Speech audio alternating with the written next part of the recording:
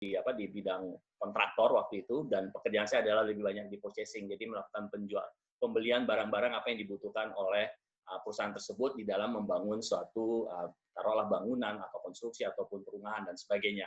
Kemudian setelah itu saya diberikan kesempatan bekerja di perusahaan multinasional company, dan itu perusahaan yang G2G, karena dari perusahaan Jerman, saya tidak usah sebut saja, karena bagi saya masa lalu ya, jadi G2G, jadi Indonesia dan Jerman waktu itu. Kenapa? Karena tahun 90-an itu Pak Habibie sebagai Menteri Ristek, jadi beliau juga dari Jerman, dan itu ada proyek G2G ya, jadi salah satu kita membangun semua pembangunan infrastruktur maupun juga jaringan telekomunikasi. Jadi waktu itu saya salah satu bagian di tim, 54 tower kita bangun di seluruh Indonesia, termasuk waktu itu Timor-Timor yang belum mereka memisahkan dari kita ya. Nah, itu saya berkarir 5 tahun di situ, kemudian 3 tahun saya di bidang finance.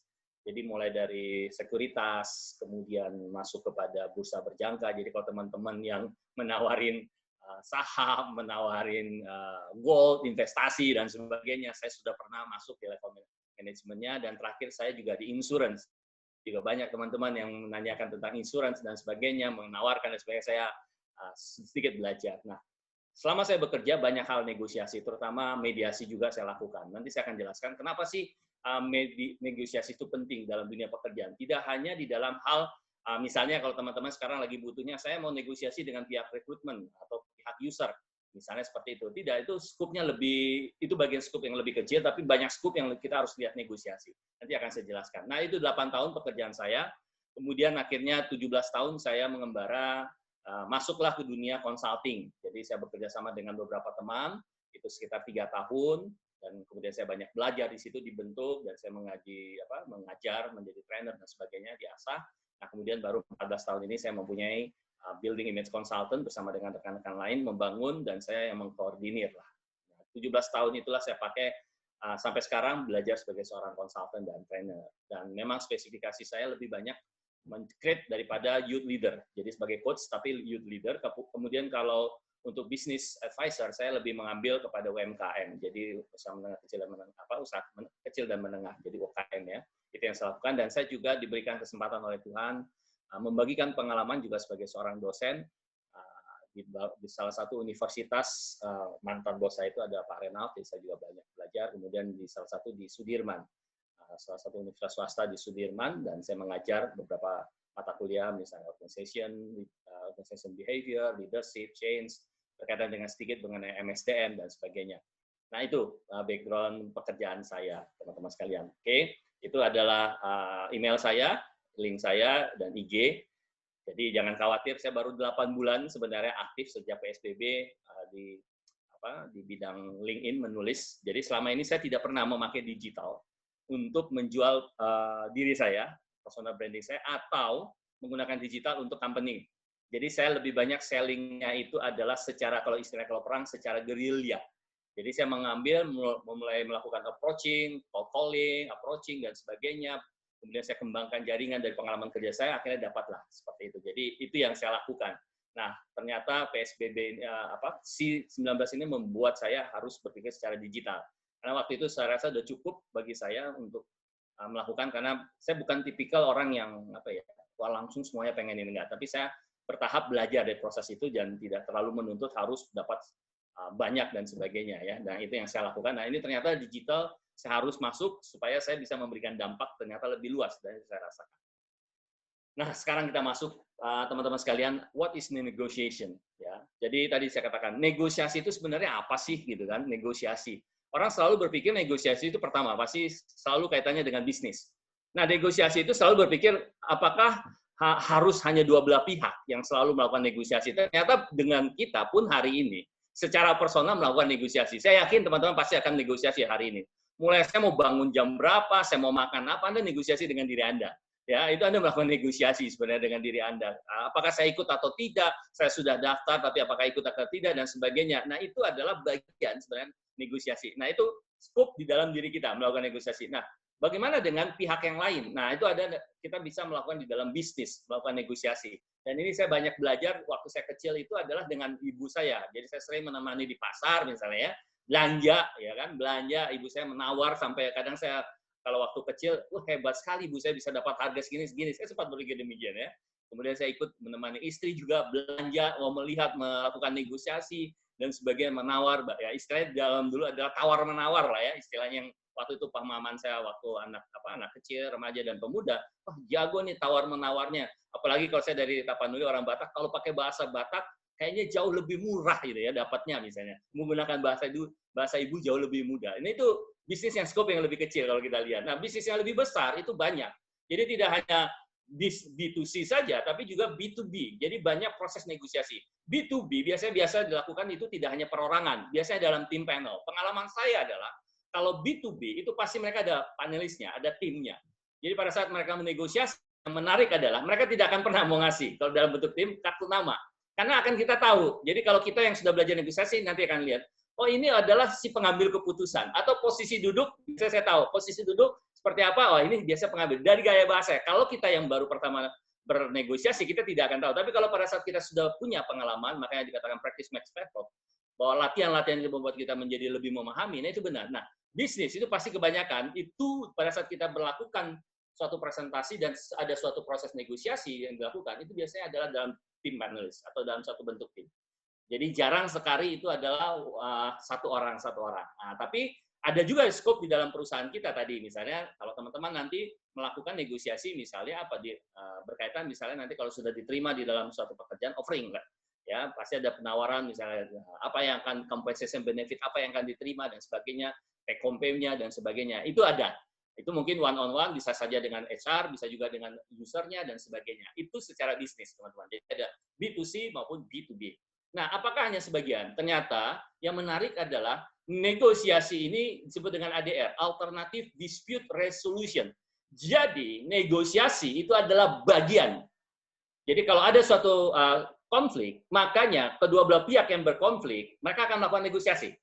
Oke, misalnya konflik A, misalnya saya, ini hasil riset saya teman-teman sekalian. Jadi waktu saya diberi kesempatan Tuhan, sekolah di ngambil S2 mengenai di manajemen rekayasa konstruksi, saya tesisnya adalah bicara tentang bagaimana mengembangkan suatu kerangka mediasi. Jadi waktu itu Undang-Undang tahun 1999, Undang-Undang Jasa Konstruksi, itu belum membentuk suatu kerangka bagaimana menciptakan mediasi.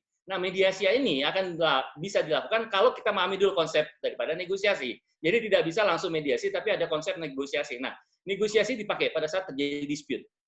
Terjadi perselisihan. Seperti apa? Nah, ini. Nah, ternyata hasil riset saya itu 90% di industri konstruksi itu menghemat. Jadi menghemat saya katakan, dengan melakukan proses negosiasi, 90% itu bisa mereduce cost pada saat mereka maju ke litigasi. Jadi kalau terjadi perselisihan biasanya, ada one prestasi dan sebagainya, mereka banyak langsung melakukan proses yang disebut tadi, langsung ke litigasi, ke pengadilan bawahnya. Padahal itu menghemat 90%. Tidak hanya bicara mengenai finance-nya, tapi juga mengenai relasi. Bicara tentang bagaimana long term bisnis kita. Nah, itu yang kita melihat, oh ternyata negosiasi ini penting. Nah, kalau negosiasi ini mandek antara kedua belah pihak, mereka bisa pakai yang namanya nanti mediator. Nah, sama di bisnis juga. Kalau nanti kita bernegosiasi, dalam arti konteks tadi saya misalnya ada masalah, misalnya tadi bahwa kedua belah pihak tidak tercapai suatu kesepakatan, dia bisa menggunakan pihak ketiga. Ini yang istilahnya nanti deadlock. Nah, deadlock ini apa yang kita ternyata bisa memakai menggunakan pihak ketiga. Baik dia berfungsi sebagai fasilitator, atau berfungsi sebagai mediator, atau bahkan sebagai arbitrator, sebagai bidang arbitrase. Nah, itu yang mau saya gambarkan teman-teman. Jadi, kata negosiasi itu sangat luas. Jadi tidak hanya bicara tadi mulai dengan diri kita, atau saya ketemu menemani ibu saya belanja ke pasar, istri saya, atau bicara tentang saya sebagai pekerja dengan perusahaan, bahkan itu saya dengan misalnya klien, itu bisa lagi B2C, bahkan bisa dalam bentuk B2B, bahkan G2G, semua negosiasi juga dilakukan. Nah, saya pernah terlibat di salah satu industri tadi yang saya katakan, di industri telekomunikasi dari Jerman. Nah, saya pernah ikut terlibat bagaimana pada saat tahun 1998 itu terjadi eskalasi biaya yang tinggi. Karena apa? Rupiah waktu itu kita masih budgetingnya adalah biaya penganggarannya 2.000, ternyata meledak sampai dengan hampir 15.000. Terjadi penyesuaian. Ya, ini terjadi bagaimana negosiasi antara German company ini dengan pihak Telkom waktu itu. Jadi terjadi biaya yang sangat tinggi. Nah, itu saya ikut terlibat. Ya, puji Tuhan saya bisa ikut melihat bagaimana proses negosiasi yang mereka lakukan. Nah, oke, saya lanjutkan lagi. Nah, kemudian, jadi apa itu pengertian negosiasi? Oke, teman-teman, jadi saat saya melakukan presentasi, nanti akan ada waktu tanya jawab, jadi izinkan saya mungkin hampir 1 jam kurang lah ya. Saya akan menjelaskan, kemudian tidak hanya menjelaskan saja, tapi nanti saya akan memberikan juga beberapa contoh, kemudian juga ada beberapa film yang mungkin bisa menambahkan wawasan daripada teman-teman. Nah, negosiasi itu apa sebenarnya? Jadi negosiasi itu sebenarnya ada dua belah pihak, kalau saya katakan, dengan posisi yang apa namanya, posisi awal yang berbeda. Ya, jadi ada gap-nya. Nah, bagaimana posisi awal yang berbeda ini mereka akan ketemu. Jadi yang jaraknya misalnya jauh seperti ini, kemudian bisa menemukan ada suatu titik temunya, ada titik kesepakatannya. Nah, pada saat si A, pihak A, si pihak B melakukan suatu proses pertukaran istilahnya. Jadi negosiasi itu apa? Pertukaran variabel. Jadi mereka akan mempertukarkan variabel. Apa itu variabel? Ada ide, gagasan, ada juga berupa nilai, ada juga berupa service dan sebagainya. Nah, gagasan-gagasan inilah yang kita pertukaran. Jadi saling kita tukarkan. Nah, pada saat kita akan masuk ke negosiasi, nanti kita akan belajar namanya ada negotiation planner. Kita harus buat rencana. Umumnya orang yang baik, yang efektif, maka negosiasi itu tidak dikatakan baik. Kita melakukan proses negosiasi baik, tapi adalah efektif. Efektif kenapa? Tepat pada sasaran. Jadi tidak akan jarang sekali buku yang pernah saya baca atau kita lakukan adalah you a good negotiator. Lebih baik adalah you effective negotiator. Jadi dia efektif. Kenapa? Kalau di dalam negosiasi tidak ada namanya negosiator itu menyenangkan semua orang. Dia harus berani apa? Berkompetisi, bersaing. Tapi secara apa? Nanti kita akan lihat paradigma apa yang harus dia kembangkan. Ya, jadi ada pertukaran variabel yang muncul. Pertukaran variabel ide gagasan, baik itu mungkin ada nilai nominalnya, ada kemudian after sale service-nya, service-nya dan sebagainya. Banyak. Mungkin kalau misalnya di mobil ada warnanya, itu salah satu variabel, volume, kapasitasnya dan sebagainya. Jadi variabel yang banyak itulah yang kita akan pertukarkan dan setiap kita apa yang kita pertukarkan, yang kita berikan kepada pihak lawan itu harus mendapatkan kembali. Jadi nggak ada sesuatu yang gratis di dalam suatu negosiasi. Nah ini yang sering terjadi. Dia memberikan sesuatu, tapi dia akhirnya apa? Tidak mendapatkan. Nah harus ada suatu transaksi. Nggak harus mendapatkan, tapi harus ada effort kita untuk melakukan suatu transaksi-transaksi seperti itu. Oke?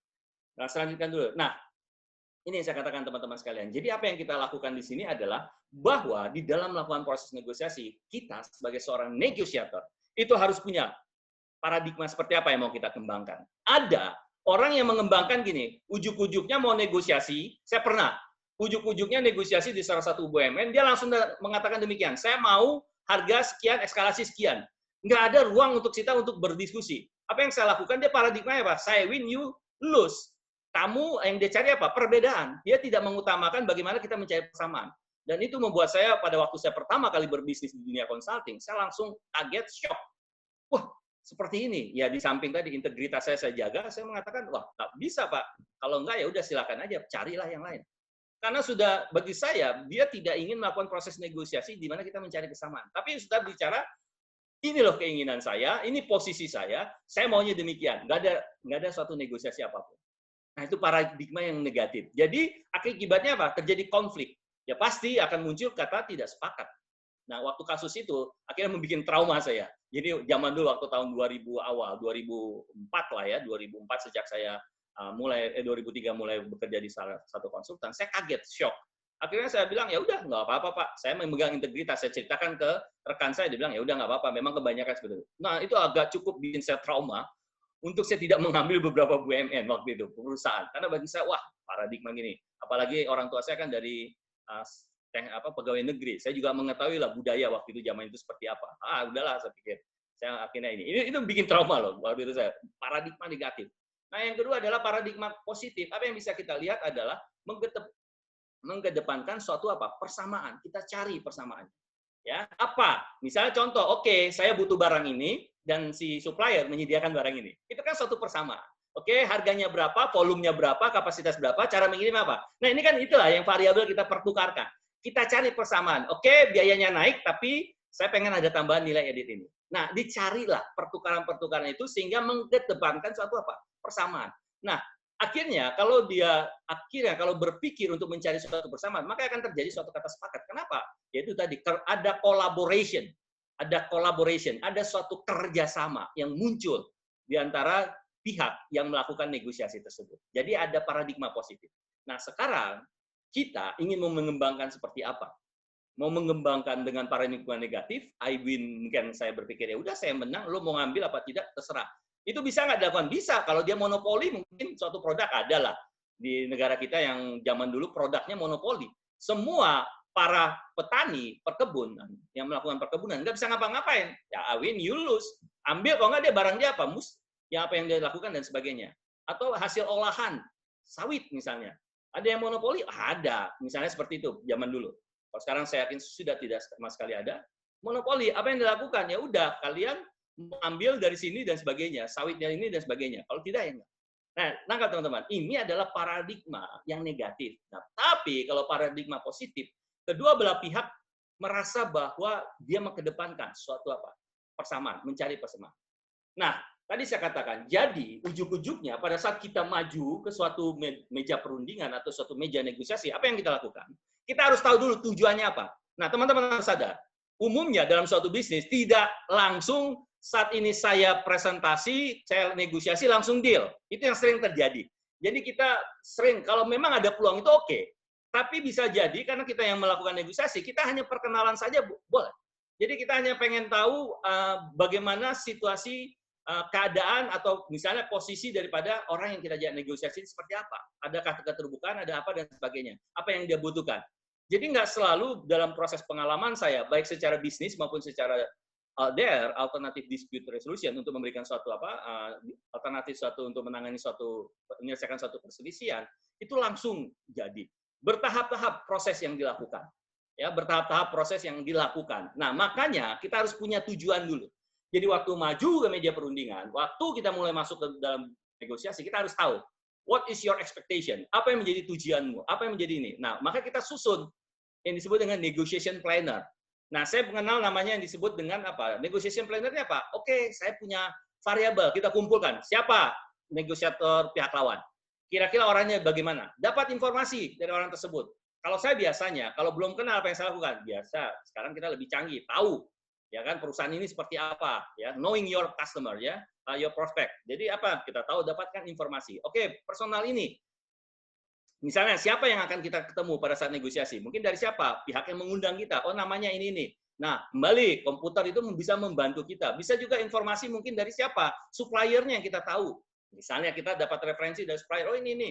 Nah, kita tahu orang ini bagaimana. Oh, pihak HR itu bagaimana sih? Misalnya saya di bidang training. Oh, HR itu misalnya Bu Afra. Oh, Bu Afra bekerja di sini. Saya tahu. Coba cari informasi teman-teman rekan Bu Afra dari mana? Ya bisa dari mungkin kita tahu dari siapa dan sebagainya. Itu contoh, sampel.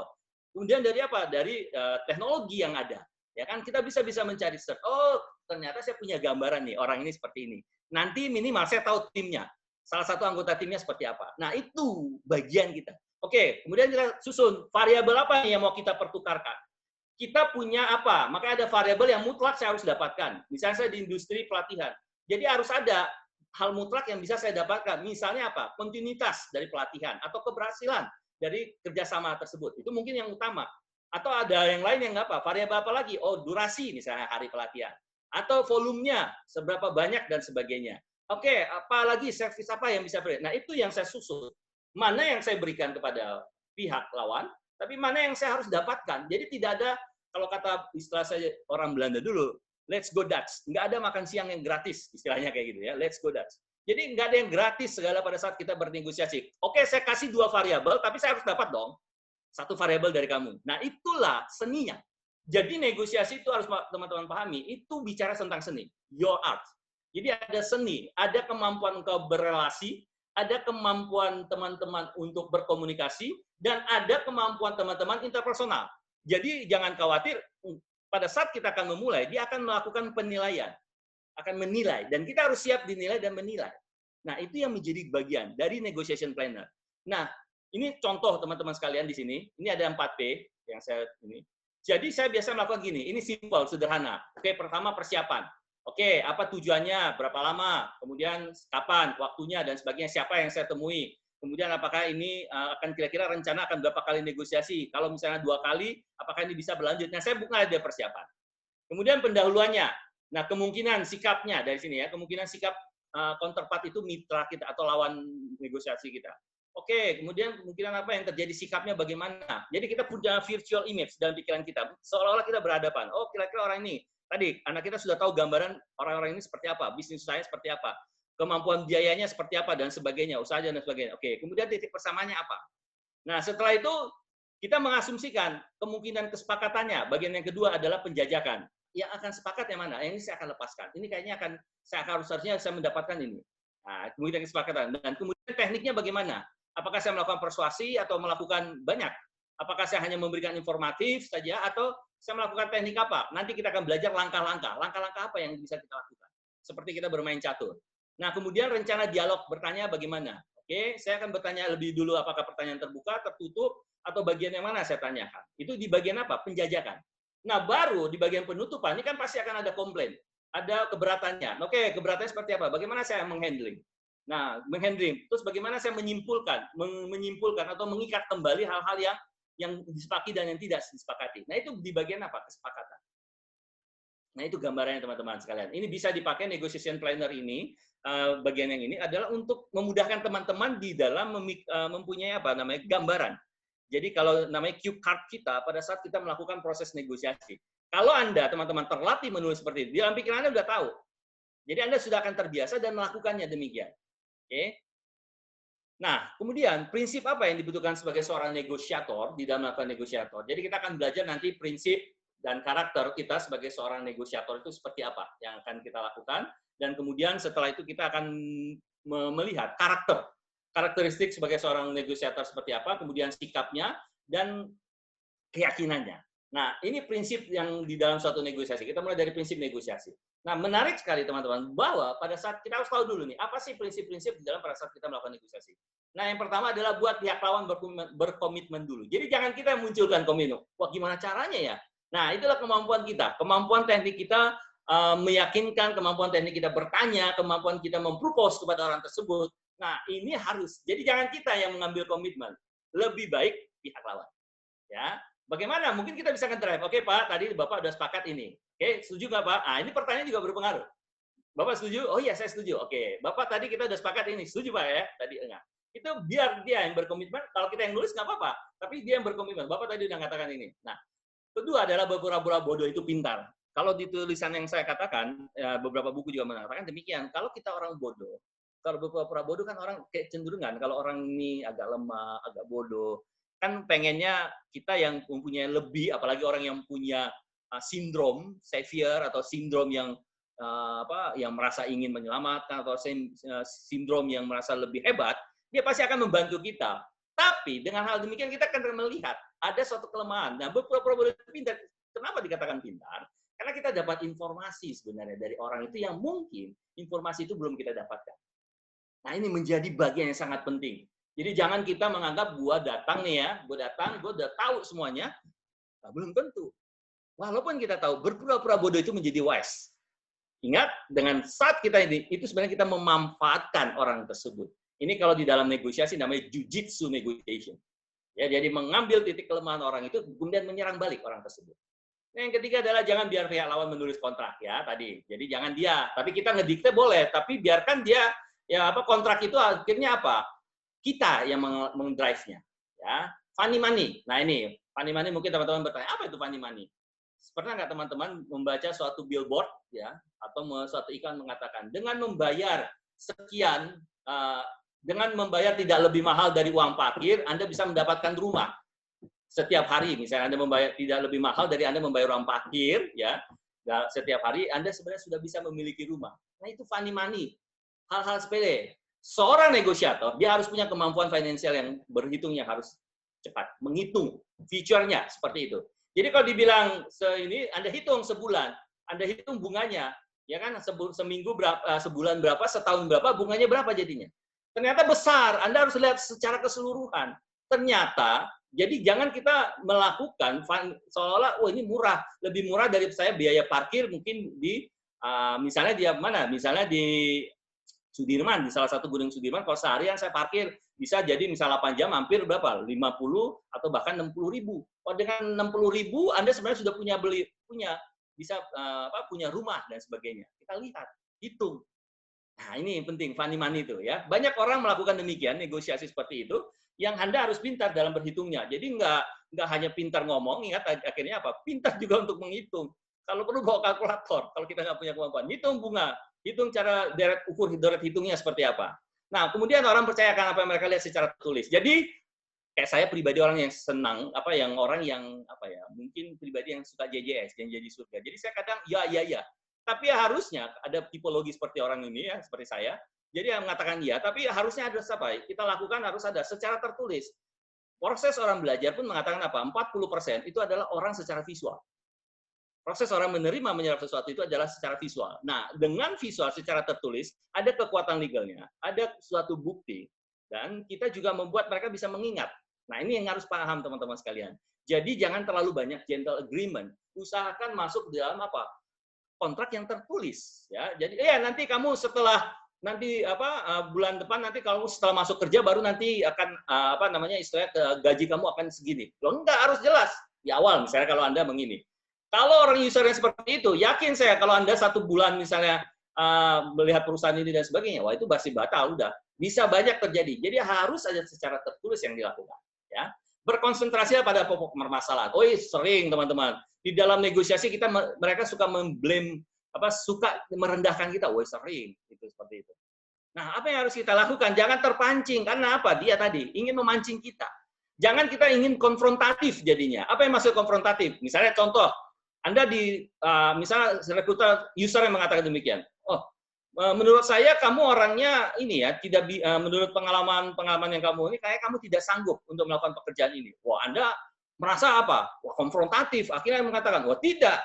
Saya, Pak, pengalaman saya ini.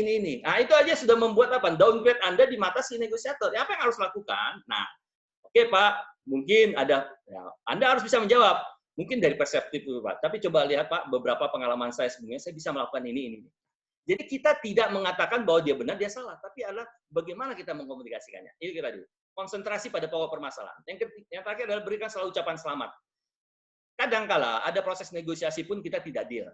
Sepakat untuk tidak sepakat, itu ada. Tapi kita yang ingat, proses yang kita jalani dengan benar, maka kita harus juga apresiasi. Bahkan saya sering kalau walaupun gagal, tidak misalnya pada saat kita melakukan proses bidding, saya tidak diterima, mereka menjawab bahwa tidak ini, saya akan mengucapkan terima kasih. Anda negosiator yang hebat. Anda ini dan sebagainya. Supaya apa? Dia melihat bahwa kita menghargai orang tersebut. Kita adalah seorang yang negosiator yang tangguh. Dan dia melihat bahwa bagaimana kita sebagai seorang negosiator. Nah, masuk karakteristik personal negosiator. Seperti apa karakteristik personal negosiator? Keberanian untuk menggali. Jadi, pada saat di awal-awal, langkah awal, lebih baik sebenarnya negosiasi itu kita lebih banyak mengumpulkan informasi. Walaupun tadi saat di awal dikatakan kita harus banyak informasi ya, research dan sebagainya kita lakukan. Nah, kemudian pada saat kita ketemu pun lebih banyak kita melakukan pertanyaan terbuka, gali informasi. Kalau kita langsung pada pokok satu permasalahan langsung memberikan ini, itu akan menjadi bumerang bagi kita. Ya, kemudian kita harus sabar. Kadang-kala kita melemparkan suatu variabel kepada dia, kita ingin meminta variabel tersebut, kita menjadi seolah-olah, ya udah kita kasih lagi satu. Enggak, kita tunggu dulu responnya. Yang sering terjadi adalah kita yang belum melihat respon, kita udah kasih peluru lagi berikutnya kepada orang tersebut. Ya dia senang aja, kalau negosiator andal dia tahu, antar lagi gue dikasih lagi nih, kayaknya gini. Nah, kita harus sabar nunggu. Kita tanya, oke Pak, saya udah bagikan ini, kira-kira apa yang bisa Bapak bantu atau apa yang bisa Bapak berikan kepada saya? Mungkin adakah bagian yang ini mungkin seperti itu. Kita boleh melakukan demikian. Nah, keberanian untuk meminta lebih. Kenapa? Contoh misalnya, misalnya beli rumah harga 190 juta misalnya, si penjual menawarkan 190 juta.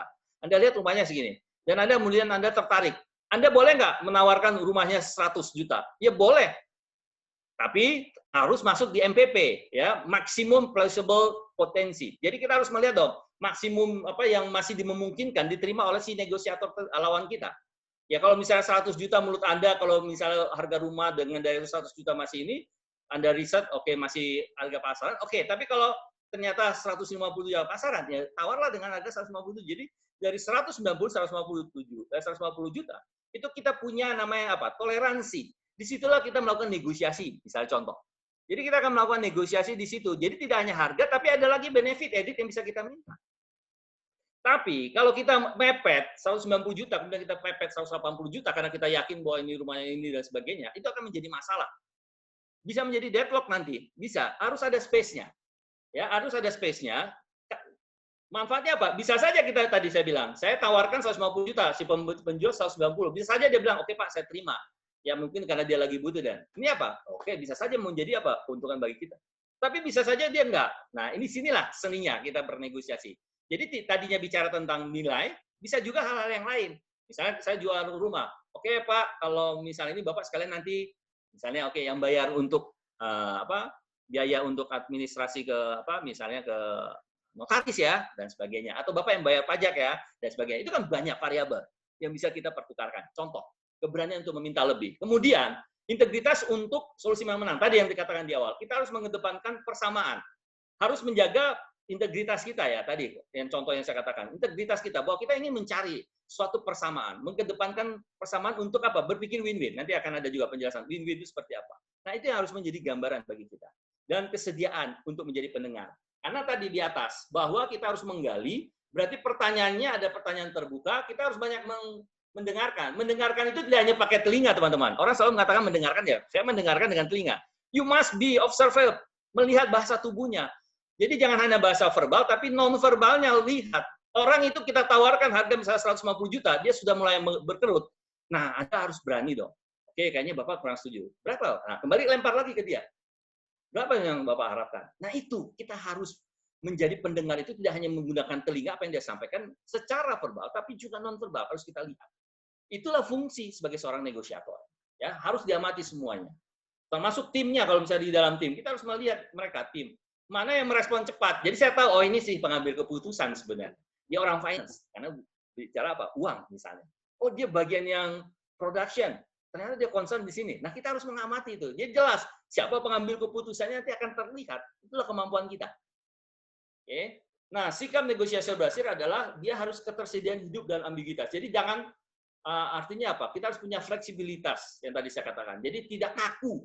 Yang sering terjadi kakunya itu loh. Pada saat kita melakukan negosiasi. Nah, kita harus berani hidup di dalam ambiguitas secara fleksibilitas yang tinggi.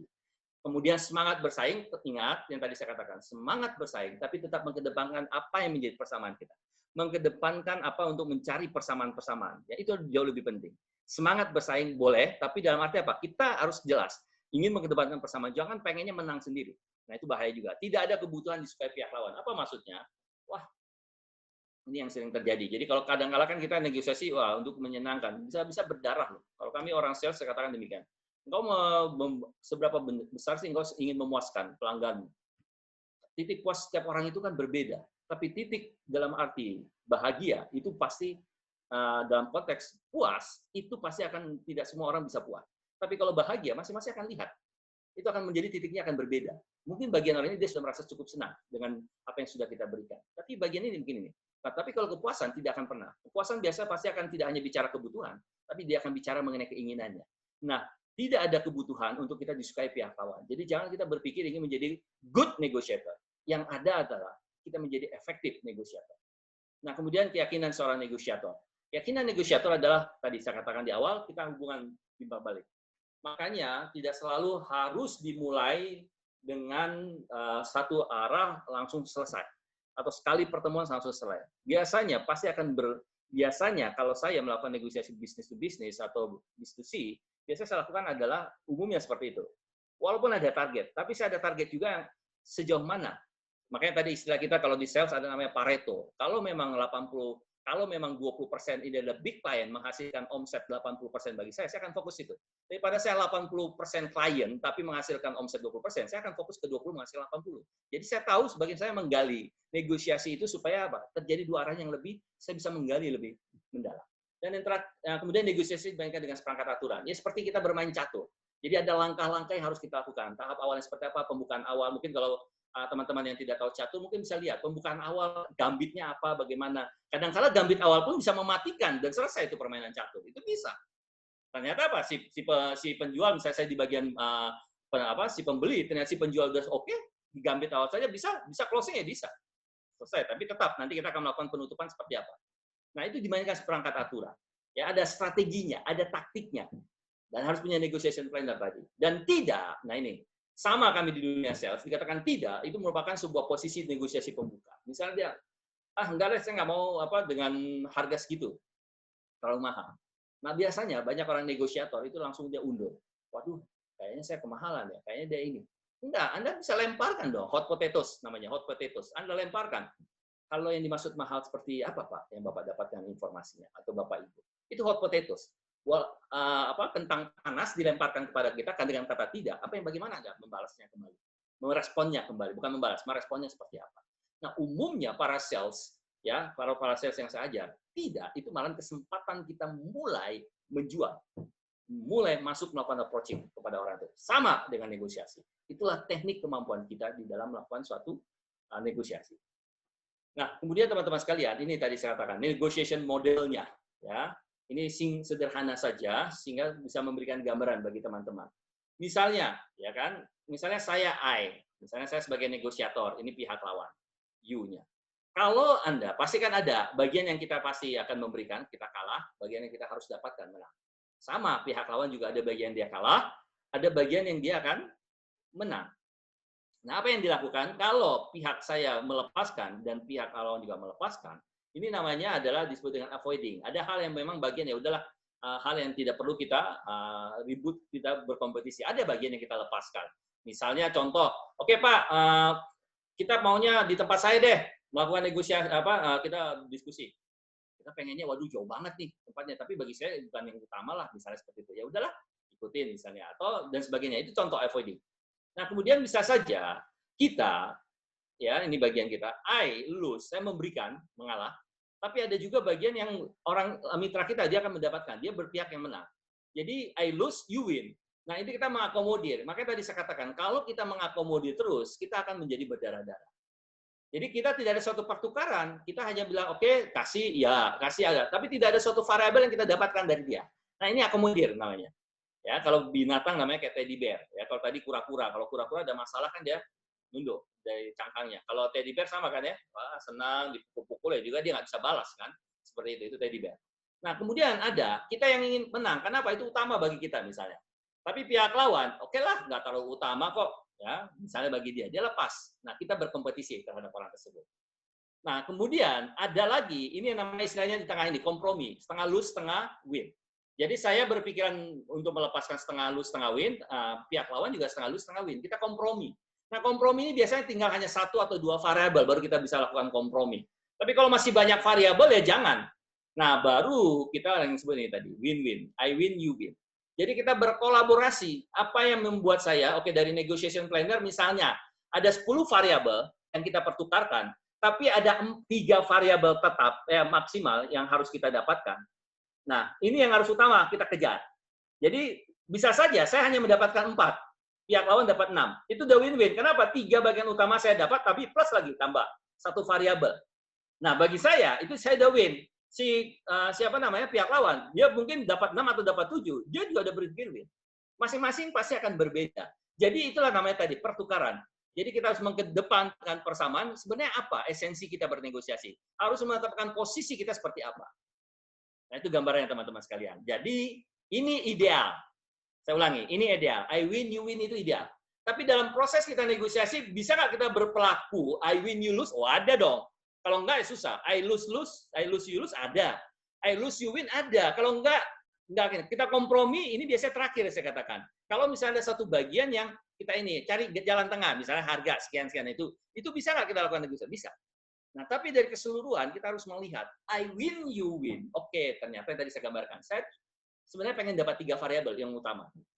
Kalau dapat 1 atau tambah 2, ya syukur alhamdulillah, ya saya senang dapat misalnya seperti itu. Ternyata saya hanya dapat 1, ya nggak apa-apa. Yang penting 3 udah. Nah, I win. Pihak lawan juga berpikir, dia juga win. Nah, itu namanya negotiation kita. I win, you win.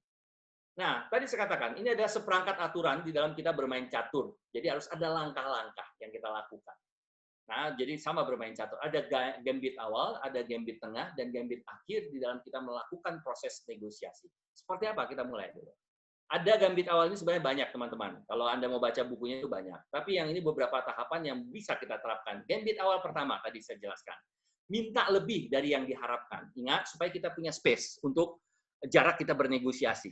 Ya, ada posisi supaya tidak terjadi deadlock. Kalau Anda space-nya kecil, tidak mintanya lebih besar, akan terjadi deadlock. Jadi bayangin dengan segini Anda bisa banyak variabel yang akan terpertukarkan walaupun bicara tentang harga.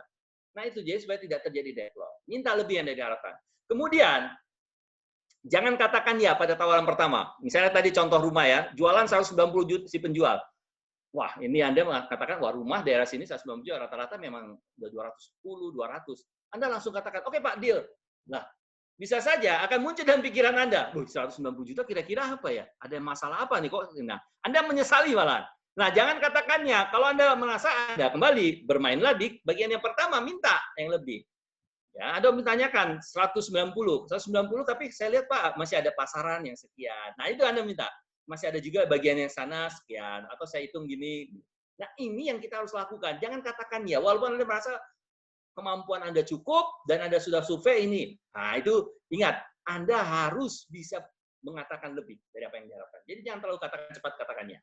Pada saat apa? Proposal penawaran atau respon pertama kita. Nah, yang ketiga adalah lakukan flinch. Wah, ini mak-mak jago biasanya. Ya kan? Si tukang jualan buah mengatakan, Bu, harganya 50.000. Enggak, mahal banget. Nah, itu teknik flinch. Jadi, itu teknik flinch yang sering dilakukan mak-mak ya kalau jualan. Istri saya juga gitu. Enggak, toko sebelah juga segini gitu kan. Itu teknik flinch. Ya, jadi terkejutan dengan penawaran proposal tersebut. Jadi, kita boleh memainkan, boleh. Itu kan membuat dia, oh ya, apakah saya lebih mahal dari toko sebelah? Apa saya memang ini? Nah, gitu kalau misalnya dia kita lakukan teknik flinch ini. Tapi kalau dia ahli, dia pasti akan mengatakan, dia melakukan apa? Ya kembali counter dong. Kalau flinch ini di counter, apa dikatakan? Mahal seperti apa, Bu? Ini kembali lagi. Ya ini ya teknik bagaimana melakukan negosiasi awal. Mahal seperti apa Mas Ibu? Informasi seperti apa yang bisa bagikan dan sebagainya. Itu lakukan flinch pada proposal, ya.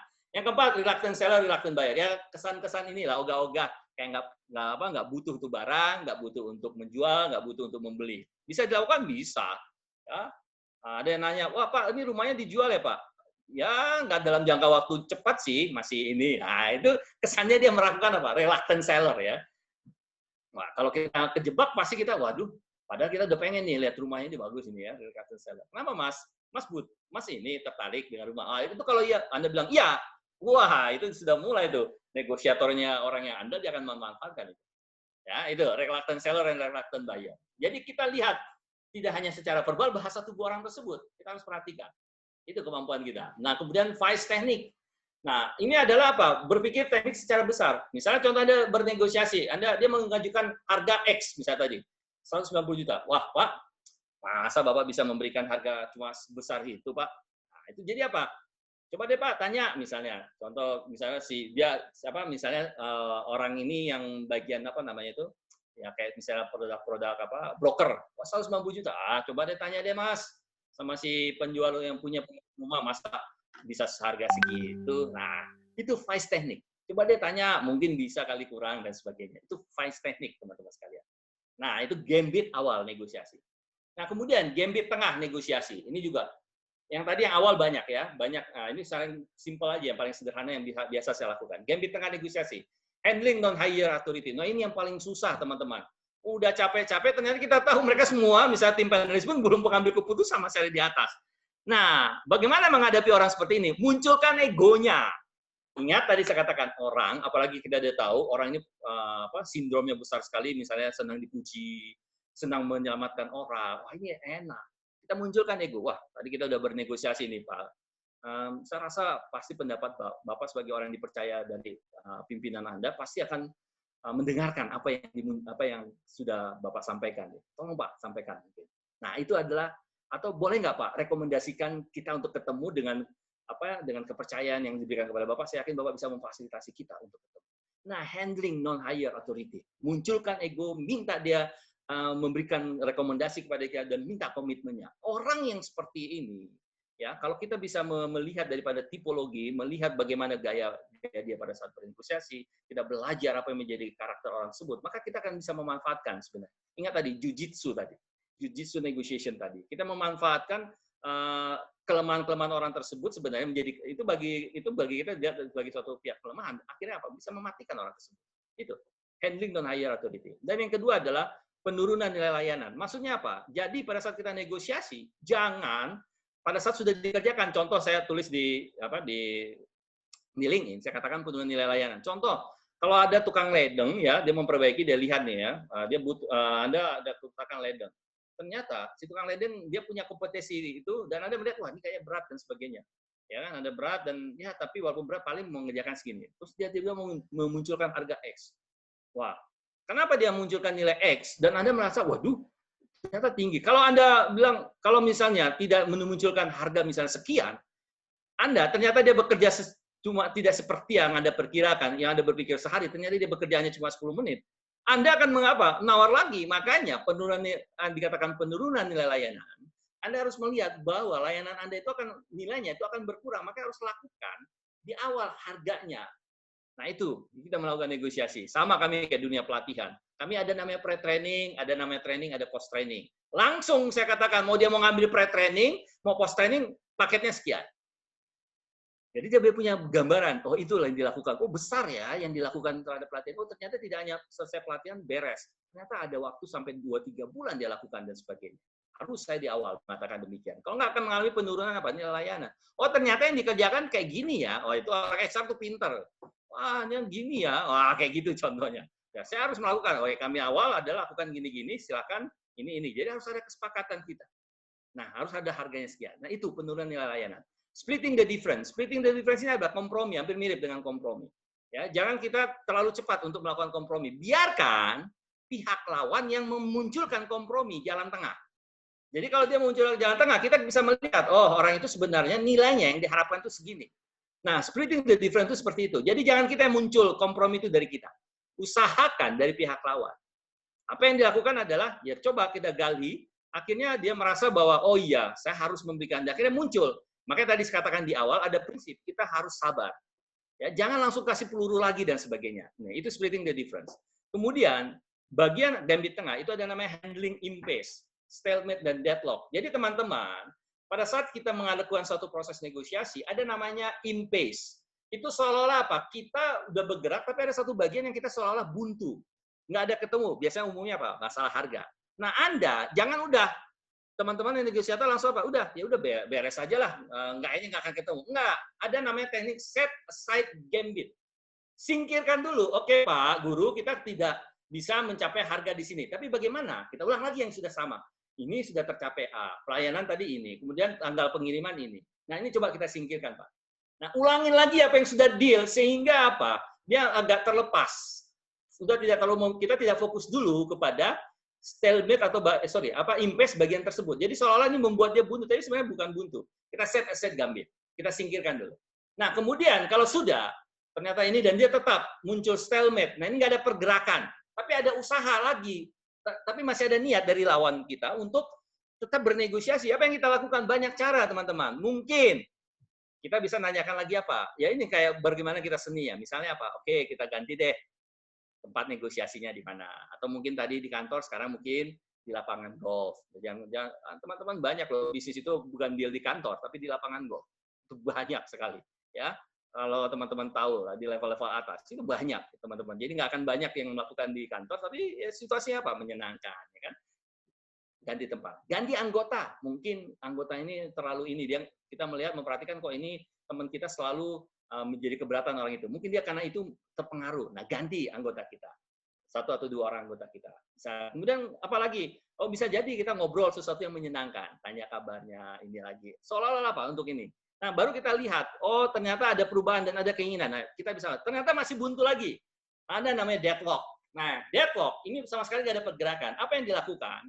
Nah, ini ada lagi tekniknya, teman-teman sekalian. Nah, deadlock salah satu disebut dengan BATNA.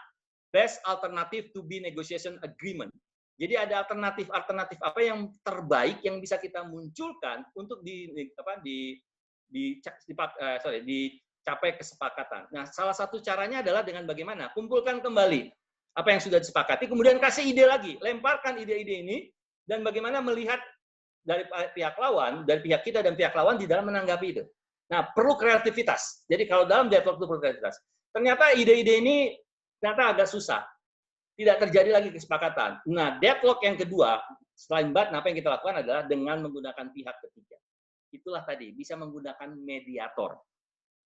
Jadi mediator bisa dipakai untuk bisnis, itu bisa. Jadi itu kita menggunakan orang yang ahli. Pendapat, oke Pak, kalau kayak gini bagaimana? Misalnya saya eskalasi deh sama pimpinan. Atau kita bawa, misalnya kita menggunakan pihak ketiga. Siapa pimpinan kita bisa? Atasan kita bisa. Itu eskalasi menggunakan pihak mediator. Nah, bagaimana kalau misalnya perselisihan terjadi sampai perselisihan? Ya tadi, bisa menggunakan pihak orang luar yang kedua belah pihak setuju menggunakannya. Nah, itu mediator. Nah, deadlock itu bukan berarti berakhir. Kita bisa menggunakan pihak ketiga. Ya, tadi menggunakan BATNA dulu, kumpulkan apa yang sama, kemudian kita lebarkan ide-ide, ya, kemudian kita cari bagaimana peluang kesempatan, giatnya, bagaimana, dan sebagainya. Ternyata masih jalan buntu, ya kita menggunakan mediator. Sampai demikian mediator nggak ketemu juga, ya kalau dia perselisihan, biasanya ada arbitrase. Itu lebih mengikat lagi, setengah mengikat.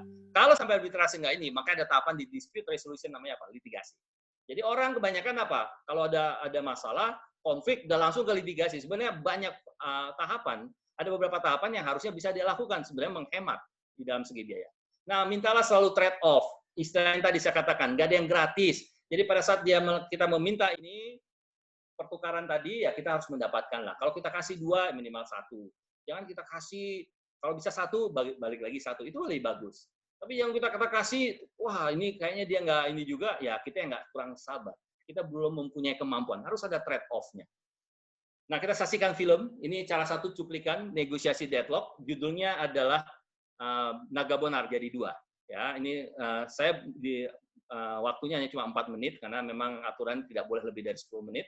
Jadi ada salah satu segmen saja yang bisa saya bagikan ke teman-teman. Jadi ini hanya 4 menit. Sehingga untuk ini karena di dunia untuk edukasi kita belajar dan juga tidak ada suatu pembayaran, bagi kita di bawah 10 menit itu masih termasuk kita menghargai hak kekayaan daripada film ini dan sebagainya. Oke, kita saksikan ya film berikut.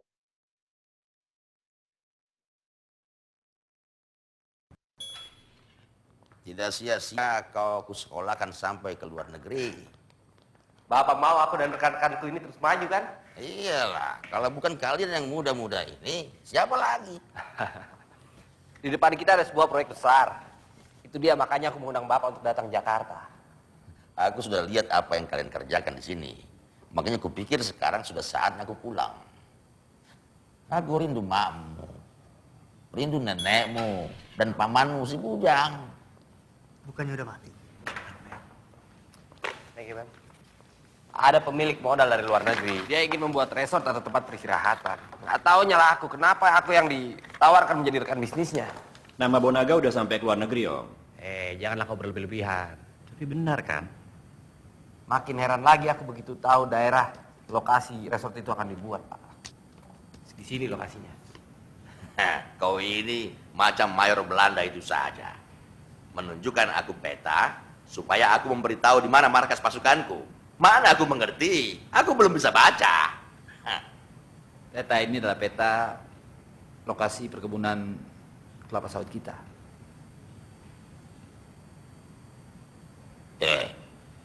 Begitu banyak kebun kelapa sawit di negeri ini. Kenapa harus kebun kita? Iya, karena mereka suka dengan kontur perkebunan kita yang berbukit-bukit. Dan ada daerah landainya juga. Mereka udah cari kemana-mana tapi nggak dapat tempat yang sebagus punya kita. Kau bilang buat apa tadi? Resort. Nanti akan ada hotelnya, akan ada rumahnya, akan ada lapangan olahraganya. Nah, nanti orang-orang yang menginap di sana, para turis itu akan melakukan dharma wisata ke desa-desa sekitar situ. Nah, orang-orang desa itu nanti akan mendapatkan penghasilan dari para turis itu. Nah, satu lagi nih, Pak. Pohon kelapa sawit kita itu kan sudah tua, sudah tidak produktif, ya kan? Nah, itu akan kita biarkan saja sebagai hiasan. Bonaga. Pohon kelapa sawit itu kutanami dengan tanganku sendiri di tanah nenekmu. Dan di sana itu ada kuburan makmu, nenekmu dan pamanmu yang bengak si Bujang itu yang sudah kubilang sama dia, jangan kau bertempur. Dia bertempur juga, sekarang mati dia makan cacing dia. Lupa kau, Bonaga. Itulah yang membuat aku bingung. Tidak perlu bingung, kau bilang saja tidak.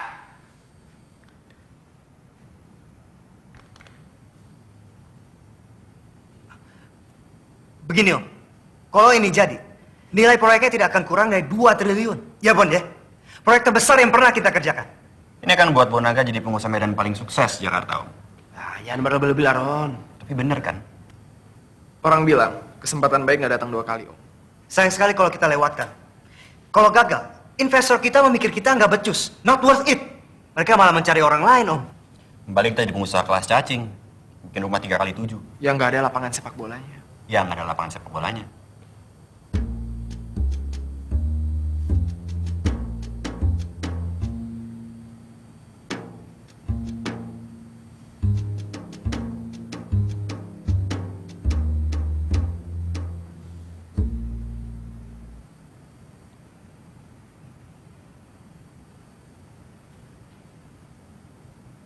Ya, terlihat ya teman-teman. Jadi itulah salah satu deadlock. Jadi ada permasalahan apa? Terlihat bahwa Naga Bonar dengan Bonaga itu anaknya itu ada suatu cara penyampaian dari Bonaga yang tidak tepat. Jadi ada suatu resort, ada suatu investor akan memakai tanah perkebunan itu untuk menjadi suatu resort. Tapi tidak melihat nilai sejarahnya. Ada di situ kuburan mamanya, ada kuburan pamannya dan sebagainya. Dan itu juga bagaimana perkebunan itu dia yang menanam. Nah itu kan terlihat ada suatu deadlock yang sebenarnya bagus bagi kalau menurut Bonaga. Wah ini kan bagus ini dan teman-temannya. Ternyata apa? Bagi dia tidak si Bonaga dan timnya tidak menggali apa yang menjadi kebutuhan yang utama daripada si Naga Bonar. Nah ini terjadi suatu deadlock. Cara penyampaiannya juga salah di dalam melakukan ini. Nah ini tadi saya katakan. Nah sekarang nanti akan saya contohkan bagaimana ternyata deadlock ini dia akan dilakukan apa? Minta pertolongan orang ketiga, dan ternyata orang ketiga, pihak ketiga ini, dia mengumpulkan kembali apa yang sudah disepakati, apa yang menjadi keinginan, dan sehingga akhirnya apa yang terjadi. Nah, nanti kita akan lihat. Nah, gambar akhir, ini adalah langkah akhir yang bisa kita lakukan. Misalnya apa? Good guy dan bad guy. Itu biasa lah ya. Good cop and bad cop. Jadi soal ada yang pihak yang baik, ada yang pihak yang menekan kita. Wah, itu biasa kalau dalam suatu tim dilakukan demikian. Kenapa? Supaya apa? Wah, kesannya bahwa yang bad guy itu supaya jangan bernegosiasi dengan kita, supaya kita mau bernegosiasi dengan good guy. Seolah-olah kita ada perasaan dimenangkan atau serasa dilindungi gitu seperti itu. Nah, itu dimanfaatkan ya, dimanfaatkan oleh dalam proses negosiasi. Kemudian nibbling. Apa itu nibbling? Itu adalah melakukannya secara sedikit demi sedikit. Contoh misalnya seorang anak dia melakukan negosiasi dengan ayahnya, ya kalau saya lulus terima di universitas negeri, saya pengen jalan-jalan ke luar negeri. Oke, awalnya bilang ya udah boleh, anak kamu sudah masuk misalnya perguruan negeri tinggi. Kemudian beberapa hari kemudian dia muncul lagi, ya kayaknya saya butuh nih tas nih karena tas saya sudah rusak nih, ya kan? Oh iya ya kan terpaksa lagi ngeluarin kan, terpaksa nanti ngeluarin. Wah, terus kemudian apa lagi? Dia bilang oh ya kalau di sana bawa udah ganti tas dan sebagainya. Ternyata kan butuh juga, ya saya mungkin beli hadiah lah, misalnya saya mau ke stadion ini, misalnya mau beli hadiah atau bawa oleh-oleh. Nah itu proses, akhirnya katanya ya udahlah, akhirnya apa? Nibbling. Jadi dia tidak ingin mengambil secara penuh, tapi secara bertahap-tahap yang diambil. Itu nibbling. Nah ini keren nih kalau orang bisa melakukan demikian. Meruncingkan negosiasi. Jadi sekarang meruncingkan negosiasi apa maksudnya? Kita kumpulkan kembali apa yang sudah disepakati. Jadi supaya fokusnya kembali mana bagian yang ini. Nah, itu diruncingkan. Sehingga akan melihat kalau pada saat proses diruncingkan negosiasi yang kita lakukan, maka kita akan melihat, oh ternyata sudah ada 6 item yang kita sudah sepakati. Ada 2 yang masih belum, dan ada yang misalnya 2 lagi yang sepertinya akan terjadi kesepakatan. Nah, akan terlihat, oh iya ya, sudah sejauh ini kita lakukan dan sebagainya. Nah, itu meruncingkan negosiasi. Kemudian positioning for easy acceptance. Apa maksudnya adalah kita mempunyai apa? Keterbukaan untuk menerima. Oke, saya setuju dengan ini. Ingat tadi, positioning. Jadi apa yang dilakukan adalah kita menerima. Tapi bukan berarti harus menerima saja, tapi ada bagian yang juga harus kita dapatkan. Ini yang harus penting. Positioning for easy acceptance. Bahwa kita adalah pribadi yang negosiasi, seorang negosiator yang bisa menerima dengan baik asal sesuai dengan apa rencana di dalam negosiasi kita. Nah, kemudian yang terakhir 5, withdraw and over. Jadi menarik kembali seolah-olah. Nah, ini biasanya banyak terjadi bagi orang yang melakukan gerinda, tahu ya? Jadi dia menggerinda secara pelan-pelan, akhirnya kita berpikir, wah, ini orang nih sudah sepertinya ada banyak ini. Wah, udahlah, dia mau tambah lagi dengan keinginan. Nah, kita bisa melakukan yang disebut withdraw and over. Oke, Pak, untuk masalah yang ini, saya akan hold dulu. Saya akan tanyakan ke atasan saya. Kalau Bapak dengan atasan Bapak percayakan kepada saya, kira-kira saya harus dapat apa lagi? Nah, ini namanya withdrawing and over. Jadi dia seolah-olah memberikan, tapi dia harus dapatkan.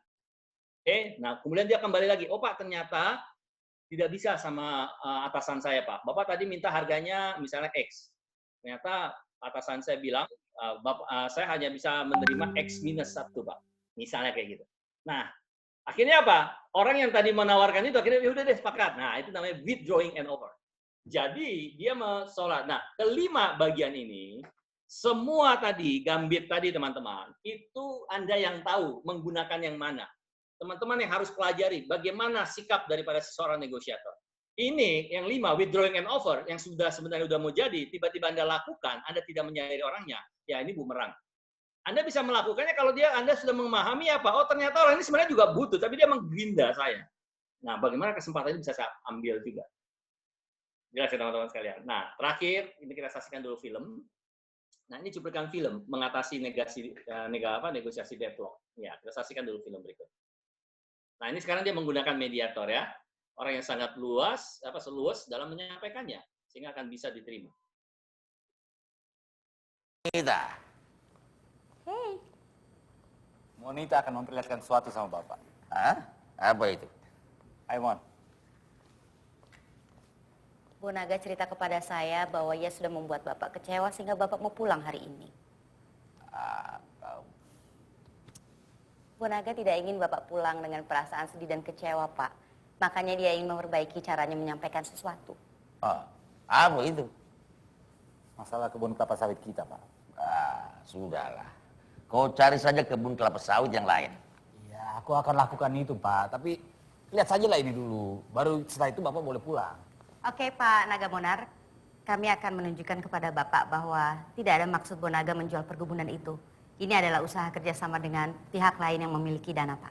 Iya, tapi di sana itu ada kuburan emaknya, neneknya, dan paman yang bengak itu si Bujang. Mau kalian apakan kuburan itu? Iya, tapi Bapak lihat saja lah dulu. Ada 3 pilihan. Pilihan pertama,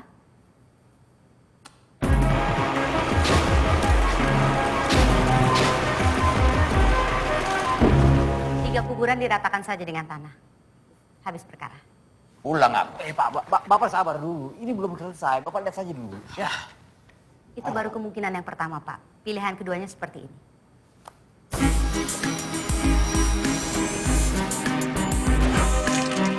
Mau dibawa kemana itu?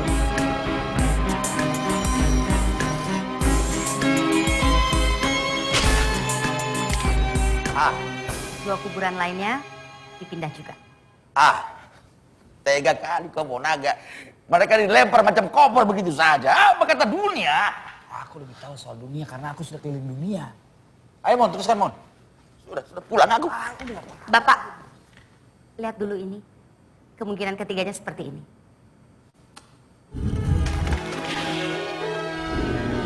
Kuburan dipertahankan, dibuat tidak seram lagi.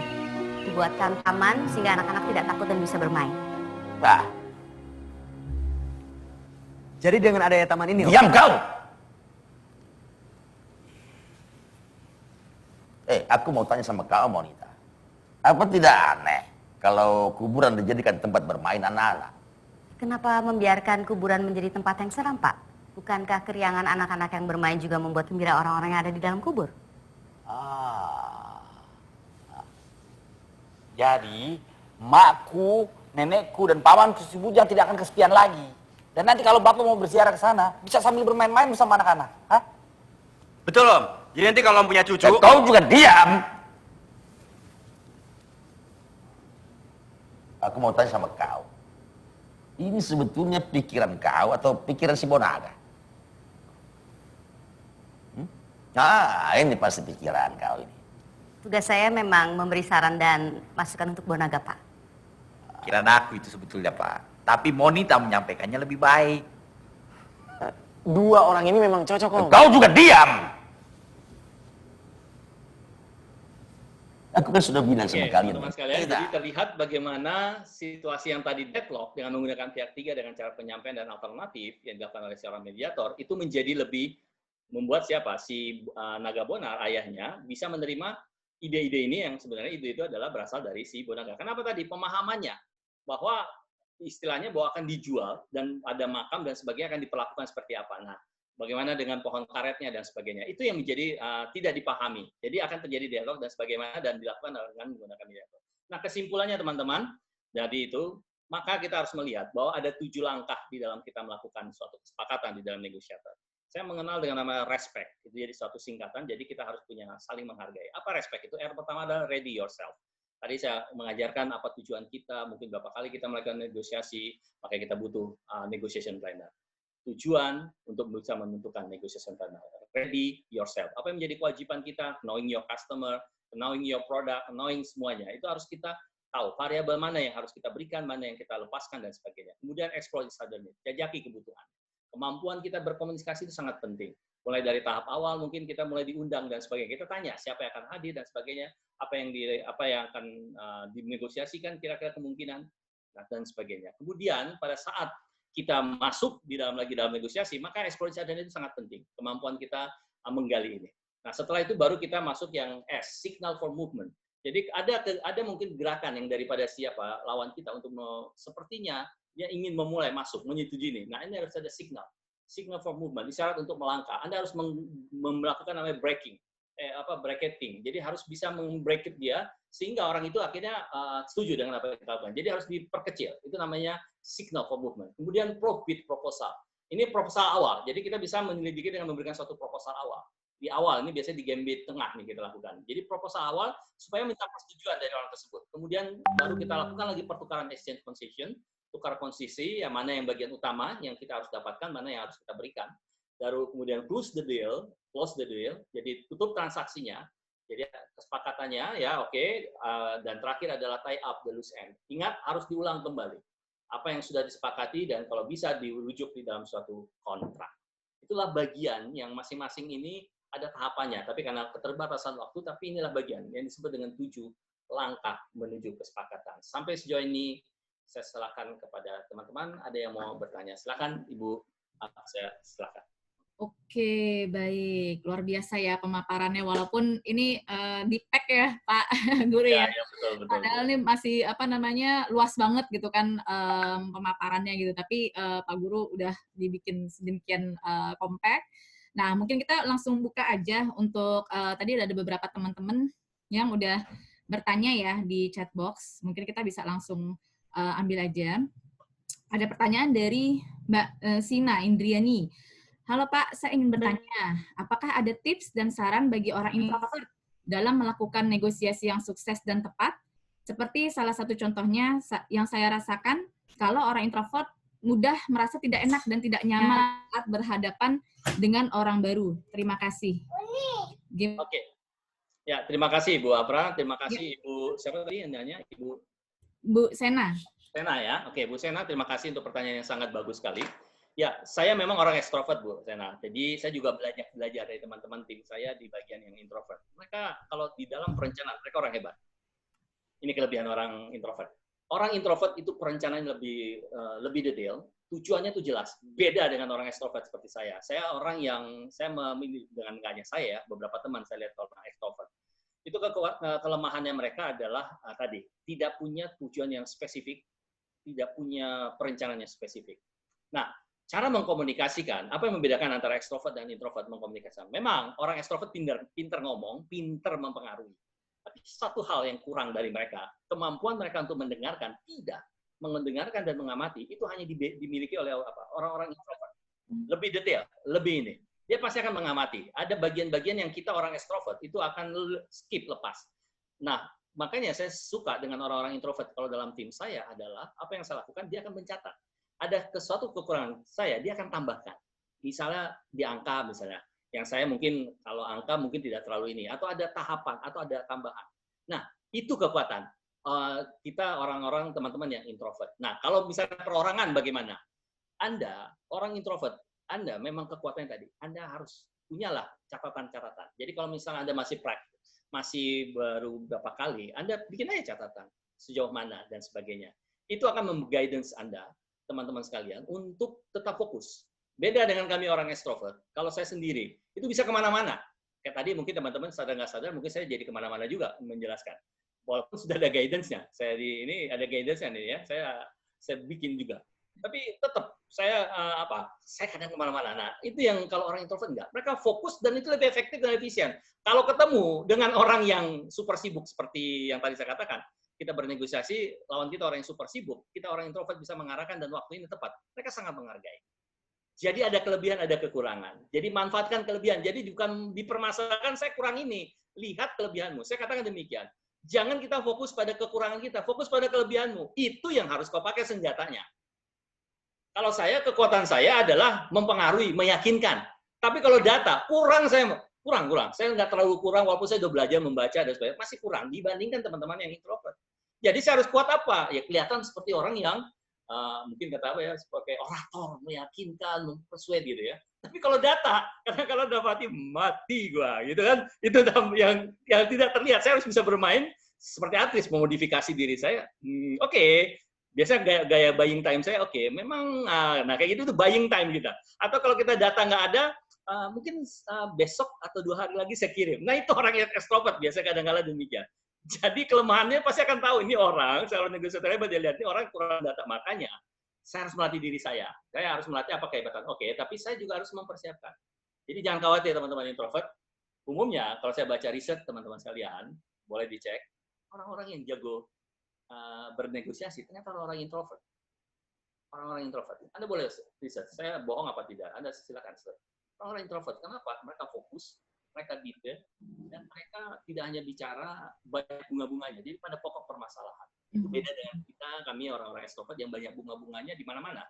Tapi karena pada saat ada suatu permasalahan inti dan sebagainya, kita sama-sama nggak ada nggak ada data yang bisa untuk dikembangkan dan sebagainya. Itu dari saya, Bu Afra. Terima kasih, Mbak Sena ya. Oke, berarti ada keunggulannya juga ya Pak ya? Jauh. Ya, Pak ya. Oke. Baik, next kita ambil pertanyaan dari Mbak Fasa Anissa Indina.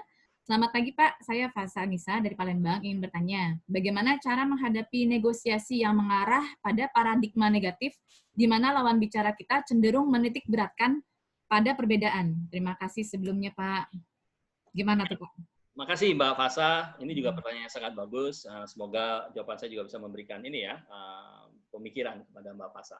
Ya, umumnya kalau orang negosiator awal-awal, saya sering tadi, orang yang mereka melakukan negosiasi awal, umumnya mereka lebih banyak paradigma negatif. Tapi kalau orang mereka yang sudah terbiasa negosiasi, itu sangat jarang.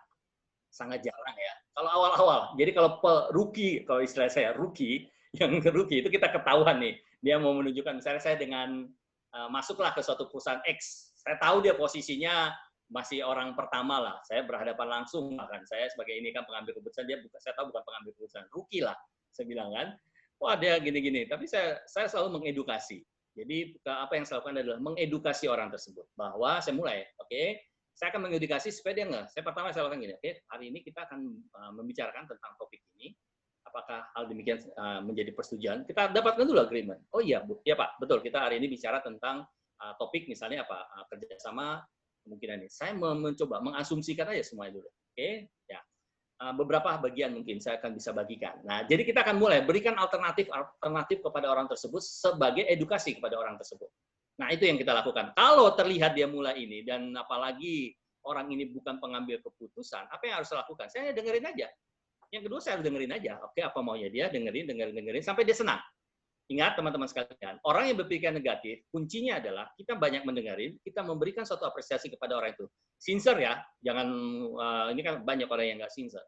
Kita tahu kelebihan, Bapak, misalnya tadi, Bapak sangat, menghargai pekerjaan sangat menguasai sekali, Bapak. Bapak sudah mengetahui bagian ini. Itu kita sincere, apa yang dia sampaikan. Sehingga akan membuka nih, blocking dia pemikiran dia, wah saya dihargai, dia cukup memahami perusahaan saya, dia cukup memahami data ini, saya harus membuka diri. Nah, dengan kita mengedukasi, akhirnya apa? Saya banyak sekali orang yang demikian, yang rookie yang tadi saya katakan, akhirnya dia menyadari, oh ini Bapak ini sebenarnya banyak. Kalau orang ini punya kepekaan, nah kecuali orang ini nggak punya kepekaan, nggak mau belajar, ya urusannya dia. Kalau orang ini mau belajar, punya kepekaan, dia tahu, saya harus banyak belajar dari orang ini, dan memang saya tidak punya. Dia akan bilang, oke Pak, saya memang akan membawa ini kepada atasan. Nah, itu orang, saya tahu, pasti orang ini pengen belajar. Nah, itu biasanya saya lakukan. Saya edukasi, saya banyak mengapresiasi, saya dengerin aja. 3 itu. Saya lakukan demikian, apa yang terjadi? Kita menjadi teman. Dia akan menghadap ke atasannya, baru kita akan mulai. Dan sebagainya. Itu yang bisa saya bagikan, Mbak Fasa. Oke. Terima kasih, Mbak Afra. Silahkan. Oke, thank you, Pak.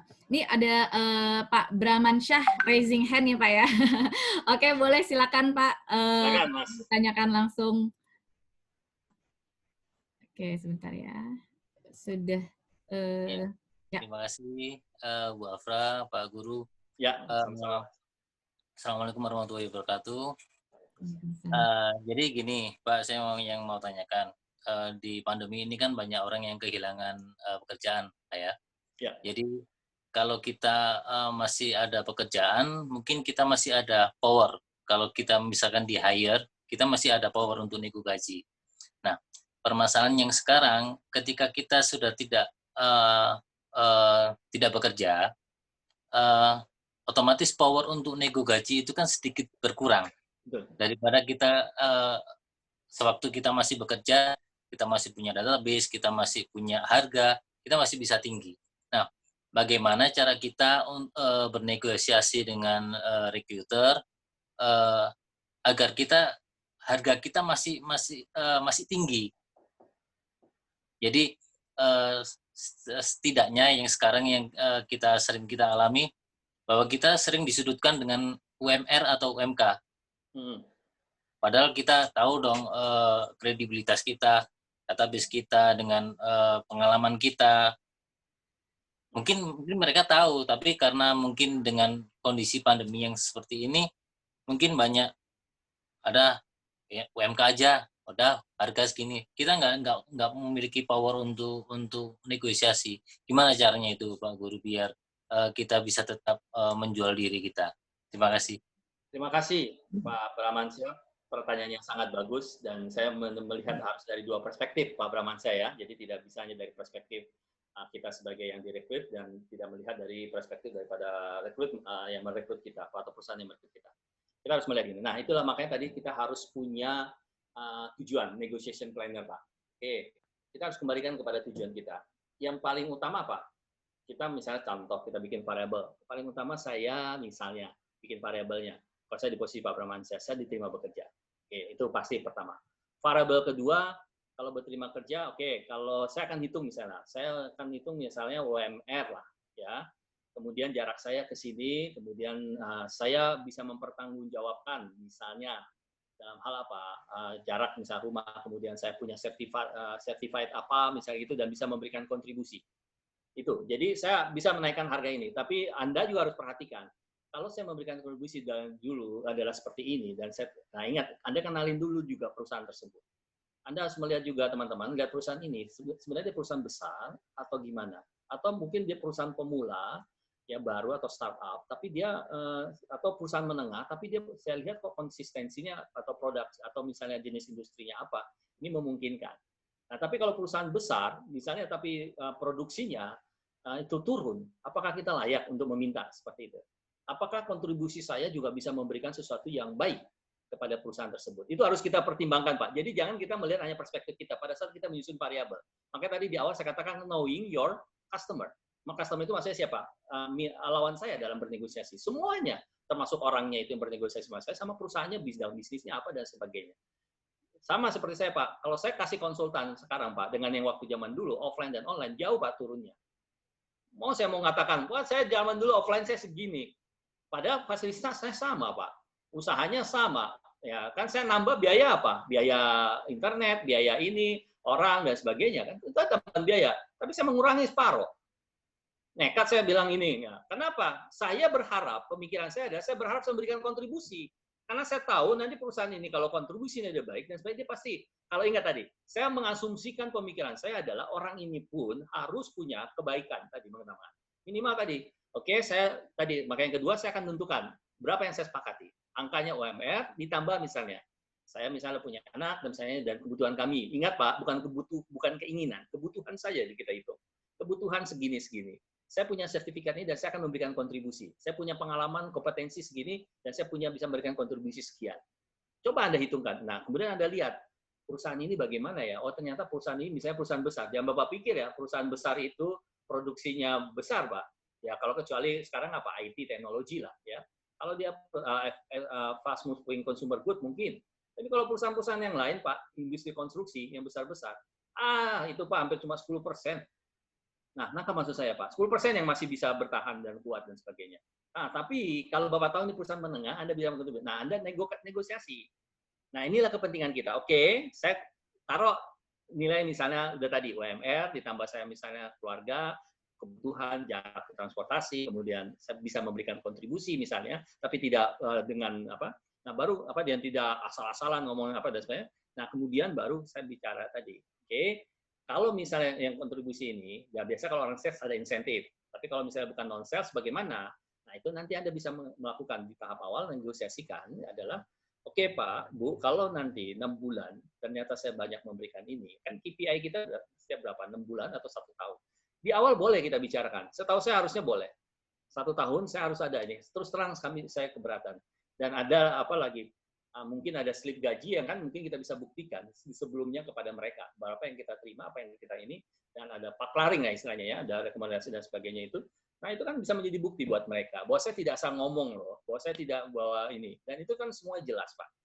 Itu sebenarnya kita berpikir mengedepankan persamaan. Nah kecuali kalau rekruternya juga sama.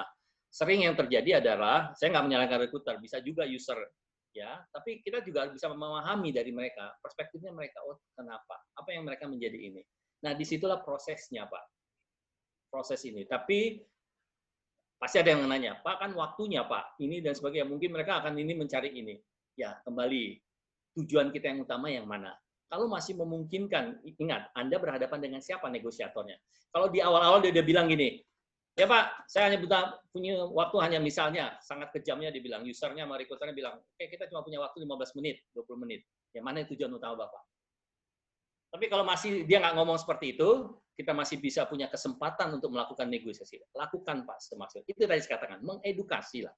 Apa yang kita inginkan. Tapi kalau dia bilang nggak di awal, ada kok saya pernah ketemu, ya Pak, saya punya waktu buru-buru Pak, ini. Dia mau melakukan apa? I win, you win. I win, you lose. Ya saya bilang, oke, saya maunya segini. Ya udah, saya kalau misalnya dia masih tidak, dan kebetulan saya bukan kondisi ini Pak ya, tapi kebetulan saya pikir lah, saya punya kemampuan apa ya silakan Anda mau terima apa enggak. Ya saya ya berkembali kayak gitu kan. Tapi kan kalau kondisi misalnya Bapak udah berkeluarga, udah punya ini, tabungan kita semua menipis, bagaimana kita sustainable itu, tapi kalau mereka masih punya peluang itu, ya tadi Pak, kita tawarkan. Oke, saya menerima. Tapi Bapak bisa melihat, semua data kan ada di Bapak Ibu. Bagaimana ini? Dan ini bagi saya adalah sangat sudah sangat menurunkan. Nah, bagaimana saya boleh nggak minta? Ya, itu kita mengajukan Pak. Propose kembali, proposal. Kalau misalnya nanti perusahaan menunjukkan dan saya memberikan kontribusi baik, boleh nggak dipertimbangkan berapa bulan lagi atau 1 kali penilaian kinerja? Biasanya penilaian kinerja setahun 2 kali. Bapak bisa mempertimbangkan atau Ibu mempertimbangkan. Saya ada kenaikan lah. Nggak usah sama misalnya gitu, kenaikan sekian persen. Nanti boleh lagi kita untuk ini. Demikian Pak Bramansyah. Jadi kembali mengedepankan win-win itu, mengedepankan persamaan itu adalah seperti itu. Kita harus tahu diri kita harus tahu berempati lah dengan perusahaan yang meng-hire kita dan sebagainya. Seperti itu Pak ya. Oke, gimana Pak Bramansyah? Ada yang mau disampaikan lagi Pak? Sudah Bu, terima kasih. Sudah cukup. Terima kasih. Terima kasih Pak. Sama-sama Pak. Oke, mungkin dari rekan teman-teman yang lain ada yang mau bertanya, boleh raising hand? Oke, sambil tunggu mungkin kita ambil satu pertanyaan lagi ya dari chat box. Ya, kita ambil dari Pak Hanif. Oke, mau bertanya Pak Guru. Ada 3 pertanyaan nih Pak. Oke, 1, apakah artinya gambit? Oke, ini saya tanyakan dulu ya Pak ya semuanya. Lalu nomor 2, mungkin ada Pak Guru jika teknik penyampaian dengan klien terbata-bata. Jadi kita bisa kena serang balik ke klien, akhirnya semua teknik tidak jalan. Yang ketiga, bagaimana cara create kebutuhan dan teknik bernegosiasi dengan klien yang sebenarnya tidak butuh produk kita. Oke. Yang pertama, apa artinya gambit? Oke, gambit itu langkah. Gambit itu langkah. Jadi kalau dicatur namanya langkah awal atau langkah-langkah apa yang kita akan lakukan. Oke. Jadi banyak cara atau langkah yang kita lakukan. Kalau dicatur misalnya gambit kuda digerakkan atau pionnya, nah kayak gitu. Jadi gambit itu kita mengajukan suatu langkah awal. Ya. Nah kita melihat kembali respon daripada si lawan kita bagaimana. Oke, saya juga bukan pencinta catur, jadi nggak paham juga. Oke, yang nomor 2, mungkin tipsnya Pak Guru jika teknik penyampaian kita ke klien terbata-bata. Jadi kita bisa kena serang balik klien, akhirnya semua teknik tidak jalan. Mungkin karena gugup atau mana gitu ya Pak ya, gimana mungkin bisa disampaikan? Oke, Pak Hanis ya? Betul ya, Pak Hanis. Siapa Bu? Pak Hanif. Hanif. Pak Hanif. Oke, Pak Hanif. Oke. Pak Hanif, ya pertanyaan yang sangat bagus nih. Kalau terbata-bata gimana? Ya memang bukan terbata-bata karena di kita bicara ya. Sebenarnya mengontrol kita bicara itu bukan mulutnya, tapi adalah your mind, pikiranmu teman-teman. Jadi saya pun sudah banyak ya, mungkin dari sejak kecil saya dilatih public speaking, tapi kalau pikiran saya ngawur, misalnya saya lelah, capek, saya juga bisa ngeblank spot. Jadi apa yang saya sampaikan juga bisa juga seperti kayak gitu-gitu lah ya, atau saya juga tidak menguasai. Nah, intinya gini, bagaimana preparation itu sangat penting. Jadi pertama adalah preparation. Preparation, selalu saya katakan preparation. Hasil riset mengatakan preparation itu memakan waktu sebenarnya, usaha kita itu adalah 60-70% sebelum kita show-nya. Sebelum kita maju ke meja perundingan. Jadi kalau teman-teman di-recruit orang, misalnya untuk bicara gaji dan sebagainya, Anda harus punya preparation. Nanti kalau Anda visualisasikan, kalau dia nanti ngomong seperti ini, saya harus jawab bagaimana. Itu namanya preparation. Saya harus melepaskan yang mana. Saya harus mendapatkan yang mana. Kalau dia ngomong seperti ini. Jadi kita harus visual image itu harus jelas. Jadi harus punya preparation. Yang kedua, ada tadi katakan, itu adalah mindset kita, pikiran kita. Jadi kalau saat Anda maju ke negosiasi, kita harus melepaskan, oh jangan ini orangnya sepertinya akan ini. Sepertinya akan menyerang. Anda harus bagaimana di dalam pikiran kita bahwa kita akan mengedukasi bahwa kita sama-sama untuk mengedepankan persamaan. Makanya di awal kalau memang kita mulai yang harus pertama, kita akan katakan bahwa hari ini kita akan bicara itu kalau memungkinkan. Ya, kita bisa mengajukan suatu hal pembicaraan di awal seperti itu. Jadi kita harus kontrol pikiran kita, mindset kita. Mau itu nanti ketemu orang gini, ngomong gini. Nah, kita harus melihat, oke, saya harus bisa. Pakem dengan apa? Dia akan bicara seperti apa, respons saya bagaimana. Jadi saya tidak akan terpengaruh orang tersebut. Makanya tadi kan ada teknik yang tadi saya katakan flinch. Bisa saja kan HR mengatakan, lu kemampuan segini, mau minta segini, di flinch tuh. Kalau dia orang jago, di flinch kayak gitu, kita langsung apa? Aduh, mati, gua minta berapa? Kalau saya kayak gitu, di flinch gitu, oh, saya balikin lagi. Kemampuan yang mana, Pak? Bagian yang mana? Yang mana mungkin ada yang apa? Padahal saya mencoba melihat bahwa tugas saya, posisi saya adalah bagian ini dan tentu ini. Mungkin ada yang saya kurang. Boleh Pak diperlengkapi. Dia melakukan teknik flinch. Udah minggir kita. Wah, hilang semuanya gitu. Nah, yang ketiga tadi, praktis lah. Kalau bisa misalnya coba, kalau makanya saya bilang, teman-teman yang belum bekerja, gabunglah dengan beberapa grup, Anda latihan. Terus terang saya, teman-teman yang di sini di MJ, terima kasih, banyak sekali yang hadir di sini. Saya bilang, kita mendukung lah. Latihan, ya latihan kalau ada apa dan sebagainya pakai teman-teman kita. Kira-kira dia akan bertanya apa, karena dengan latihan kita melatih diri, kita akan tahu sudah punya gambaran. Sama kayak teman-teman, saya udah berarti berapa kali sidang? 3-4 kali sidang biasanya. 3 kali sidang. Saya lulus 3, masing-masing saya lulus 3 kali sidang. Bayangin, saya 9 kali sidang untuk ngambil 3 gelar. 9 kali sidang, sidang proposal, sidang judul, sidang apa namanya isi, baru sidang akhir. Nah, itu bayangin teman-teman sekalian, kalau saya tidak punya, walaupun saya punya kemampuan bicara, kalau saya tidak praktek mungkin dengan istri, kemudian dengan teman-teman, itu kan akan tahu. Nah, itu gunanya. Jadi masuklah ke grup, atau punya sahabat, coba kita ngobrol. Nah, kalau gini gimana? Saya ini. Nah, itu butuhnya praktis. Ambil kesempatan setiap peluang. Ya. Jadi, inti poinnya adalah tadi, kalau terbata-bata, itu karena tadi, kita, mainnya kita, mindset-nya kita, dan kita kurang melatih. Dan kita harus berani untuk mengedukasi. Itu saja dari saya untuk tripnya. Nah, kemudian kalau produknya, tadi, ketiga Bu langsung ya. Ya. Produknya itu tidak diminati. Tadi saya di awal, kata tidak, bagi kita orang sales, akan menjadi kesempatan. Ini kan mereka bilang gini, wah, saya nggak suka tuh dengan produk Anda mahal. Atau, ya, Anda kembali lagi. Bu, mahal itu seperti apa? Kan itu kan relatif, Bu. Nah, bisa Anda bertanya, atau produk Anda itu nggak laku dijual. Misalnya Anda mau apa sebagai ke toko lah, mau misalnya melakukan kepada penjualan kepada toko, ke traditional market misalnya seperti itu. Ya, Anda bisa menggali dong. Oke, Bu, produk apa yang di sini yang laku? Seperti apa? Apakah ini dan sebagainya. Nah, itu yang kita akan memulai lah di situ kita bernegosiasi kepada orang tersebut. Kalau misalnya kapasitasnya Bu segini atau mungkin bukan beli putus tapi konsinyasi misalnya atau dan sebagainya, kita memberikan solusi kepada orang tersebut. Kita memulai kata tidaknya itu seperti apa. Ini kan objection sebenarnya. handling complaint objection itu seperti apa yang kita lakukan. Banyak cara teknik yang bisa kita lakukan, dan ini berkaitan dengan apa tadi, selling kita, kemampuan skill kita. Nggak ujuk-ujuk juga kan gini, Anda datang ke suatu toko tanpa melakukan, ingat di awal tadi, Anda tanpa melakukan suatu preparation. Ini teman-teman, jadi pada saat Anda ada suatu barang baru, kemudian ada ke toko langsung, wah ini. Wah itu sih Anda belum melakukan suatu selidiki daerah situ, kira-kira apa. Jadi jangan, itu kebanyakan teman-teman yang salah, masuk pasar langsung menganggap bahwa produknya ini. Jadi mau dinegosiasikan apa? Anda harus lakukan survei dulu lah. Mana produk Anda, komputer seperti apa, berapa volume yang terjual, berapa kemampuan mereka. Anda lakukan sebagai seorang pembeli dulu di situ. Baru Anda bangun relasi dengan si penjualnya, baru bicara dengan itu. Pasti pertanyaan teman-teman juga, kan kami butuh waktu.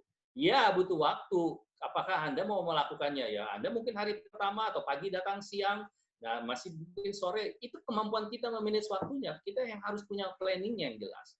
Itu bagi saya, teman-teman sekalian, orang-orang yang di dunia sales, waktu kita memang harus kita efektifkan. Karena apa tadi? Ada waktu kita untuk melakukan survei, ada waktu kita melakukan pendekatan, ada waktu kita melakukan apa? Kita menggalinya, ada waktu kita melakukan, ya, itu istilah apa, canvassing, approaching, ada waktu kita harus mengconvincing orang tersebut. Nah, itu proses negosiasi kan jalan di situ. Itu saja sih, Bu. Jadi kata tidak jangan membuat kita mundur, tapi kata tidak kita memulai suatu bisnis. Oke, thank you Pak Guru. Oke, kita lanjut ke pertanyaan selanjutnya dari Mbak Monica. Semangat pagi Pak, saya ingin bertanya untuk poin change concessions.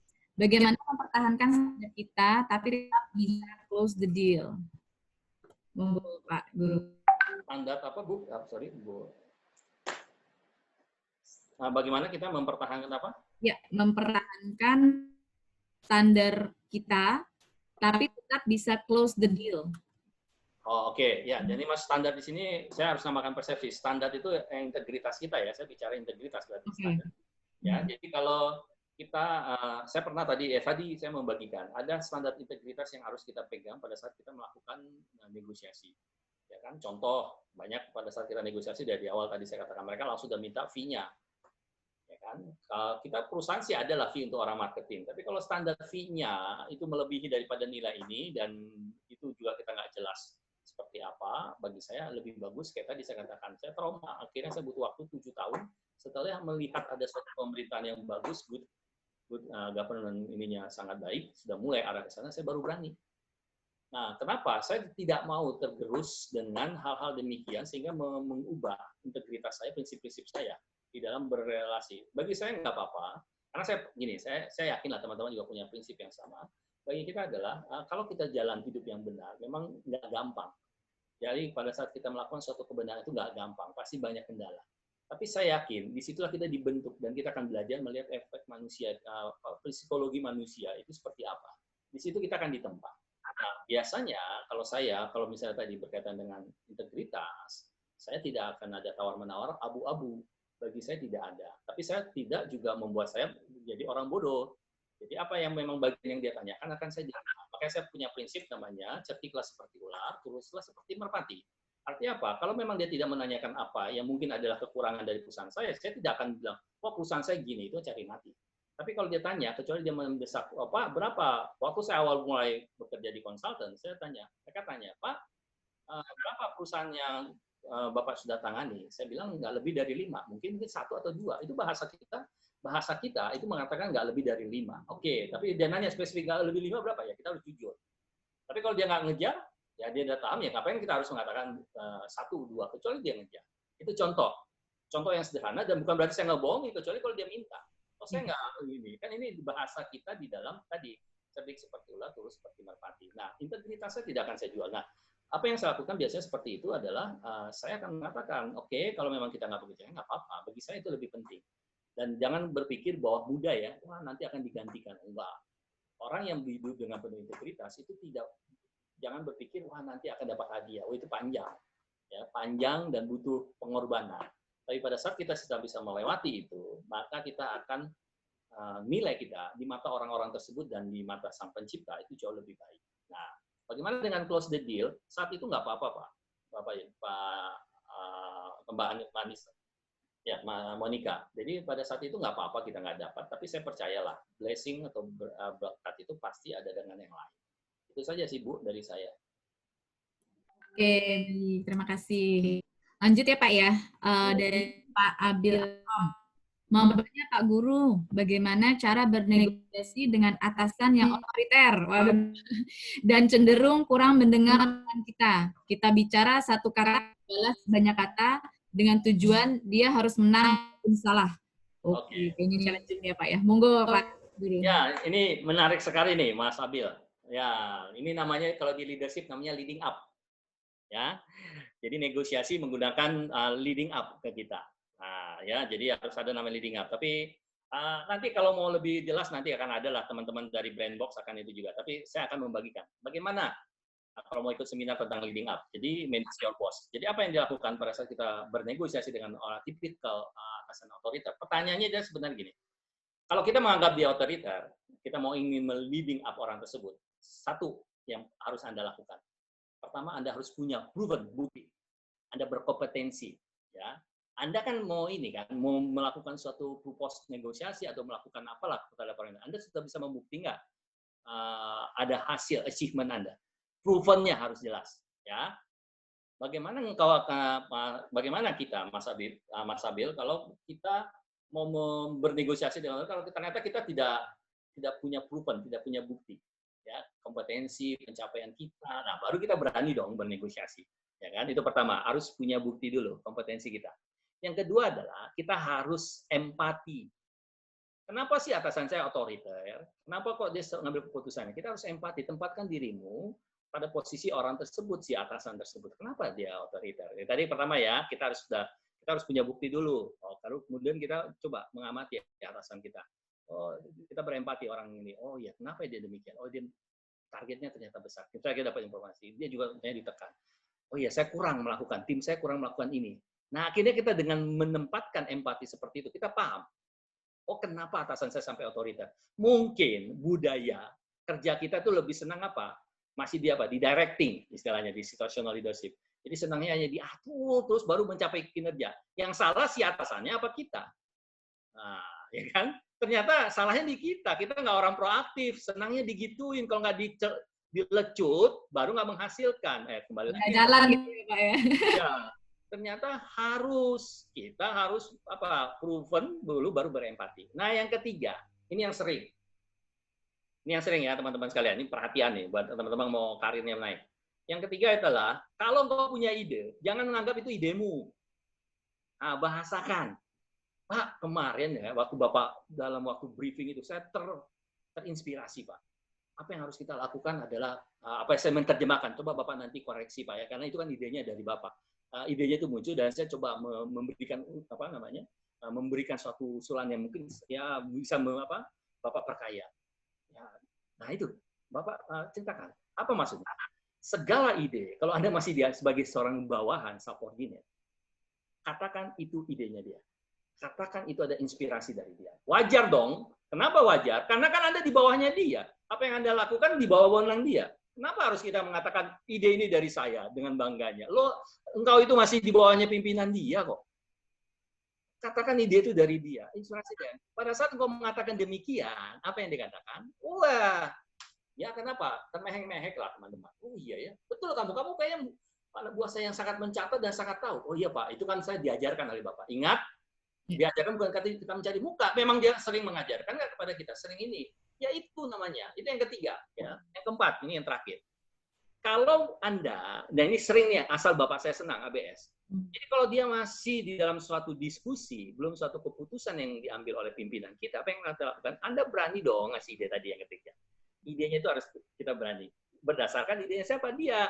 Tapi kalau dia bilang, ya udahlah, Gur, ini sudah jadi keputusan dan sebagainya. Nah, engkau jangan jadi virus. Engkau harus menjadi pembela dia. Harus ikut tim dia. Jadi harus benar mau Anda tidak sesuai, karena engkau sudah mengambil masih di bawah dia dan engkau komitmen di dalam timnya dia.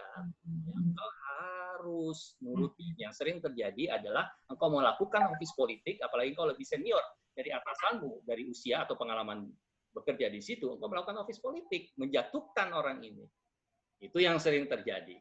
Ya, kalau engkau sudah menjadi suatu keputusan, kalau engkau masih dalam satu tim, harus mau melakukannya dan bertanggung jawab, bahkan harus menjadi pembela dia. 4 hal ini kalau teman-teman lakukan, saya rasa siapapun atasan kita, ya pasti itulah yang namanya tadi katakan, kita mengedukasi leading up atasan kita, itu pasti akan memberikan dampak. Dan itu pernah saya lakukan, ya pernah saya lakukan. Ya. Tapi ada bagian yang keempat, ternyata saya berbeda pendapat dan ini masalah prinsip ya. Saya harus berani keluar. Saya keluar, ya, dan saya keluar, berani keluar. Dan saya mengatakan kita berbeda prinsip dalam hal ini. Saya harus berani keluar. Kenapa? Kalau enggak, saya tidak akan bekerja dengan sepenuhnya dan saya akan bisa jadi menjadi, ya, tipikal saya orang ekstrovert, bisa jadi menjadi virus nanti. Saya menyadari diri saya keluar. Itu teman-teman sekalian. Jadi 4 ini mudah-mudahan bisa dilakukan oleh Mas Abil. Terima kasih. Oke, baik. Ini ada pertanyaan Pak dari seseorang. Intonasi yang tepat pada saat negosiasi itu bagaimana? Kalau orang yang suaranya, kebetulan beliau ini orangnya suaranya lemas katanya, apakah bisa berhasil bernegosiasi? Oke. Seseorang berarti ya Bu Afra ya? Orang yang tidak mengenal ya. Oke. Ya, sebenarnya tadi kan kata saya ada kata komunikasi verbal dan ada komunikasi non-verbal.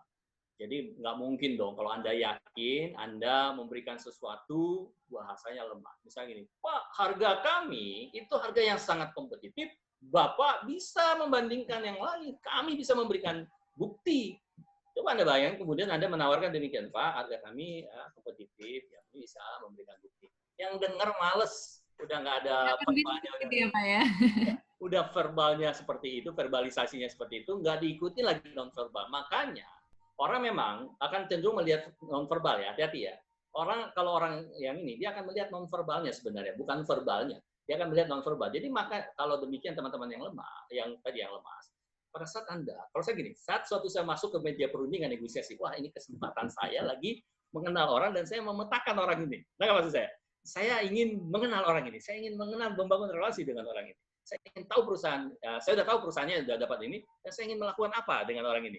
Ya kalau nggak jadi nggak apa-apa, saya minimal menjadi temannya dia. Nah, selalu ada tujuan-tujuan kecil dan juga sehingga saya harus meyakinkan orang ini. Jadi pada saat saya pun sekarang mengajar kepada teman-teman, ya saya akan berusaha bagaimana saya ingin membangunkan dan memberikan suatu convince bahwa apa yang saya sampaikan ini ada sesuatu yang bermanfaat dan itu bisa dilakukan oleh teman-teman. Bayangkan kalau tadi saya menyampaikan gini, nah, teman-teman saya akan bicara tentang negosiasi. Negosiasi adalah biasa. Saya yakin habis itu apa ya? Banyak yang left. Ya kan? Nah, sama kalau di kelas juga gitu. Intonasi memang sangat penting, tapi yang lebih penting adalah bahasa tubuhmu, non-verbalmu akan terlihat. Ya, makanya dikatakan secara kata-kata di ilmu komunikasi itu 7%. Penggunaan intonasi, dinamika, ritme itu 38%. Tapi yang 55% itu adalah communication your non-verbal. Itu gesturmu, mulai tatapan matamu, mulai dari gerak tanganmu, gerak tubuhmu, mulai dari mimik wajahmu, dan sebagainya itu sangat penting.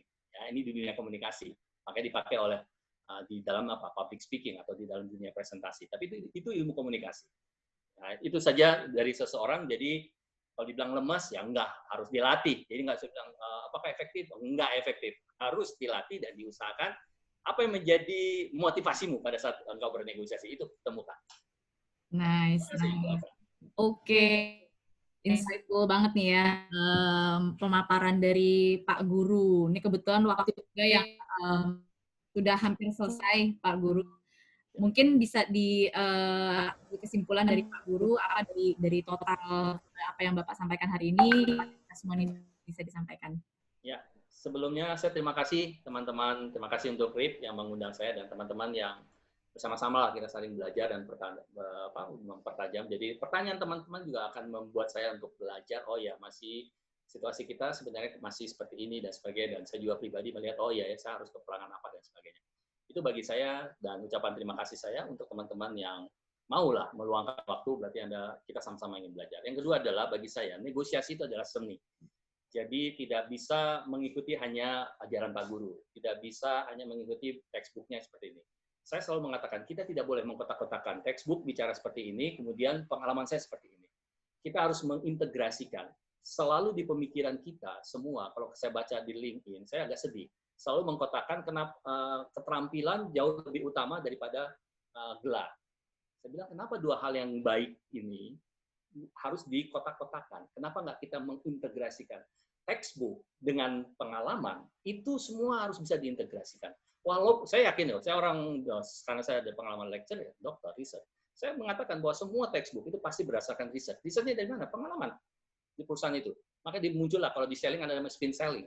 Di marketing, makanya ada Phil Kotler mengeluarkan apa dan sebagainya. Itu research, bukan asal keluar. Nah, apa yang kita lakukan? Kalau memang bagian ini kita belum mendapatkan karena dari textbook ini, tapi pengalaman saya seperti ini, integrasikan. Itulah Tuhan memberikan pemikiran pada kita. Jadi karena seni, saya ulangi, karena negosiasi adalah seni, apa yang saya bagikan, apa yang teman alami, apa yang teman baca dari beberapa buku, integrasikan. Belajar berproses. Trial and error, ya. Trial and error itu ada menjadi ilmu pengetahuan Anda. Maka yang ketiga adalah practice makes perfect. Jadi latihlah. Karena ini adalah seni, kita harus bisa mengintegrasikan. Dan yang ketiga adalah kita harus selalu melatih, itu tadi, membuat latihan-latihan. Tanpa itu semua, itu akan menjadi apa? Kalau di istilahnya dosen saya, itu hanya sebatas pengetahuan. Satu lagi pengetahuan yang baik masuk dalam pikiran saya. Tapi saya tidak bisa melakukan, mengintegrasikan dan tidak bisa mengaplikasikan di dalam kehidupan ataupun pekerjaan saya sehari-hari. Selamat mencoba, selamat melatih, karena negotiation is an art. Bagi saya, it's an art dan juga adalah knowledge. Integrasikan kedua-duanya. Terima kasih. Salam hormat buat saya. Oke, terima kasih banyak. Ayo, dari teman-teman kita kasih tepuk tangan virtual buat guru atas ilmunya yang sudah ke kita nih tentang tips negosiasi ya. Yang baik seperti apa. Oke. Ya, semoga dengan webinar ini apa yang disampaikan oleh Pak Guru bisa diaplikasikan oleh teman-teman semuanya. Kita belajar banyak nih. Terus aku juga belajar banyak nih ya gimana cara berkomunikasi. Karena kita makhluk sosial ya, butuh berkomunikasi dengan orang lain dan pastinya harus dilihat lawan bicara seperti apa supaya kita mendapatkan win-win solution untuk semua pihak seperti itu. Oke, terima kasih banyak kepada rekan-rekan yang sudah bergabung. Kita jumpa lagi di webinar selanjutnya. Silakan tunggu informasi di LinkedIn FB atau sosial media yang lain. Sampai jumpa, selamat berakhir pekan. Stay safe, stay healthy. Oke, thank you. Pak Guru, terima kasih banyak ya Pak. Terima kasih, Bu Eva. Terima kasih banyak. Sama-sama. Thank you, Pak Guru. Terima kasih teman-teman. Terima kasih. Terima kasih Pak Guru, materinya sangat luar biasa. Oh iya, nanti saya bagikan Pak ya. Ya. Di link nanti saya akan bagikan materi. Nah, di link Pak Guru sendiri ya. Nanti teman-teman yang mau lihat apa namanya secara tulis bisa dipantengi LinkedIn-nya Pak Guru. Kalau ada yang mau belajar juga dari Pak Guru, boleh beliau langsung ya. Mungkin dari bisa ada HR gitu kan, atau owner gitu ya, mau minta apa namanya ilmunya lebih dalam lagi, silakan hubungi Pak Guru melalui LinkedIn-nya. Terima kasih Bu, makasih. Oke, luar biasa. Oke, masih. The best katanya Pak Guru. Aduh, terima kasih. Terima kasih. Ya, terima kasih ya teman-teman dari RIT nih, teman-teman ya, ini. Terima kasih atas kesempatannya ya Bu Afra ya. Terima kasih banyak. Ya, terima kasih ya Pak. Sama-sama, terima kasih ya semuanya ya. Ya. Sehat-sehat ya. Yuk, mari. Yuk, mari Pak. Baik, teman-teman kita tutup ya untuk. Ya, silakan. Terima kasih banyak. Iya. Nice weekend. Oke, mari Bu. Yuk, mari. UN aja ya Mbak berarti? Iya, boleh.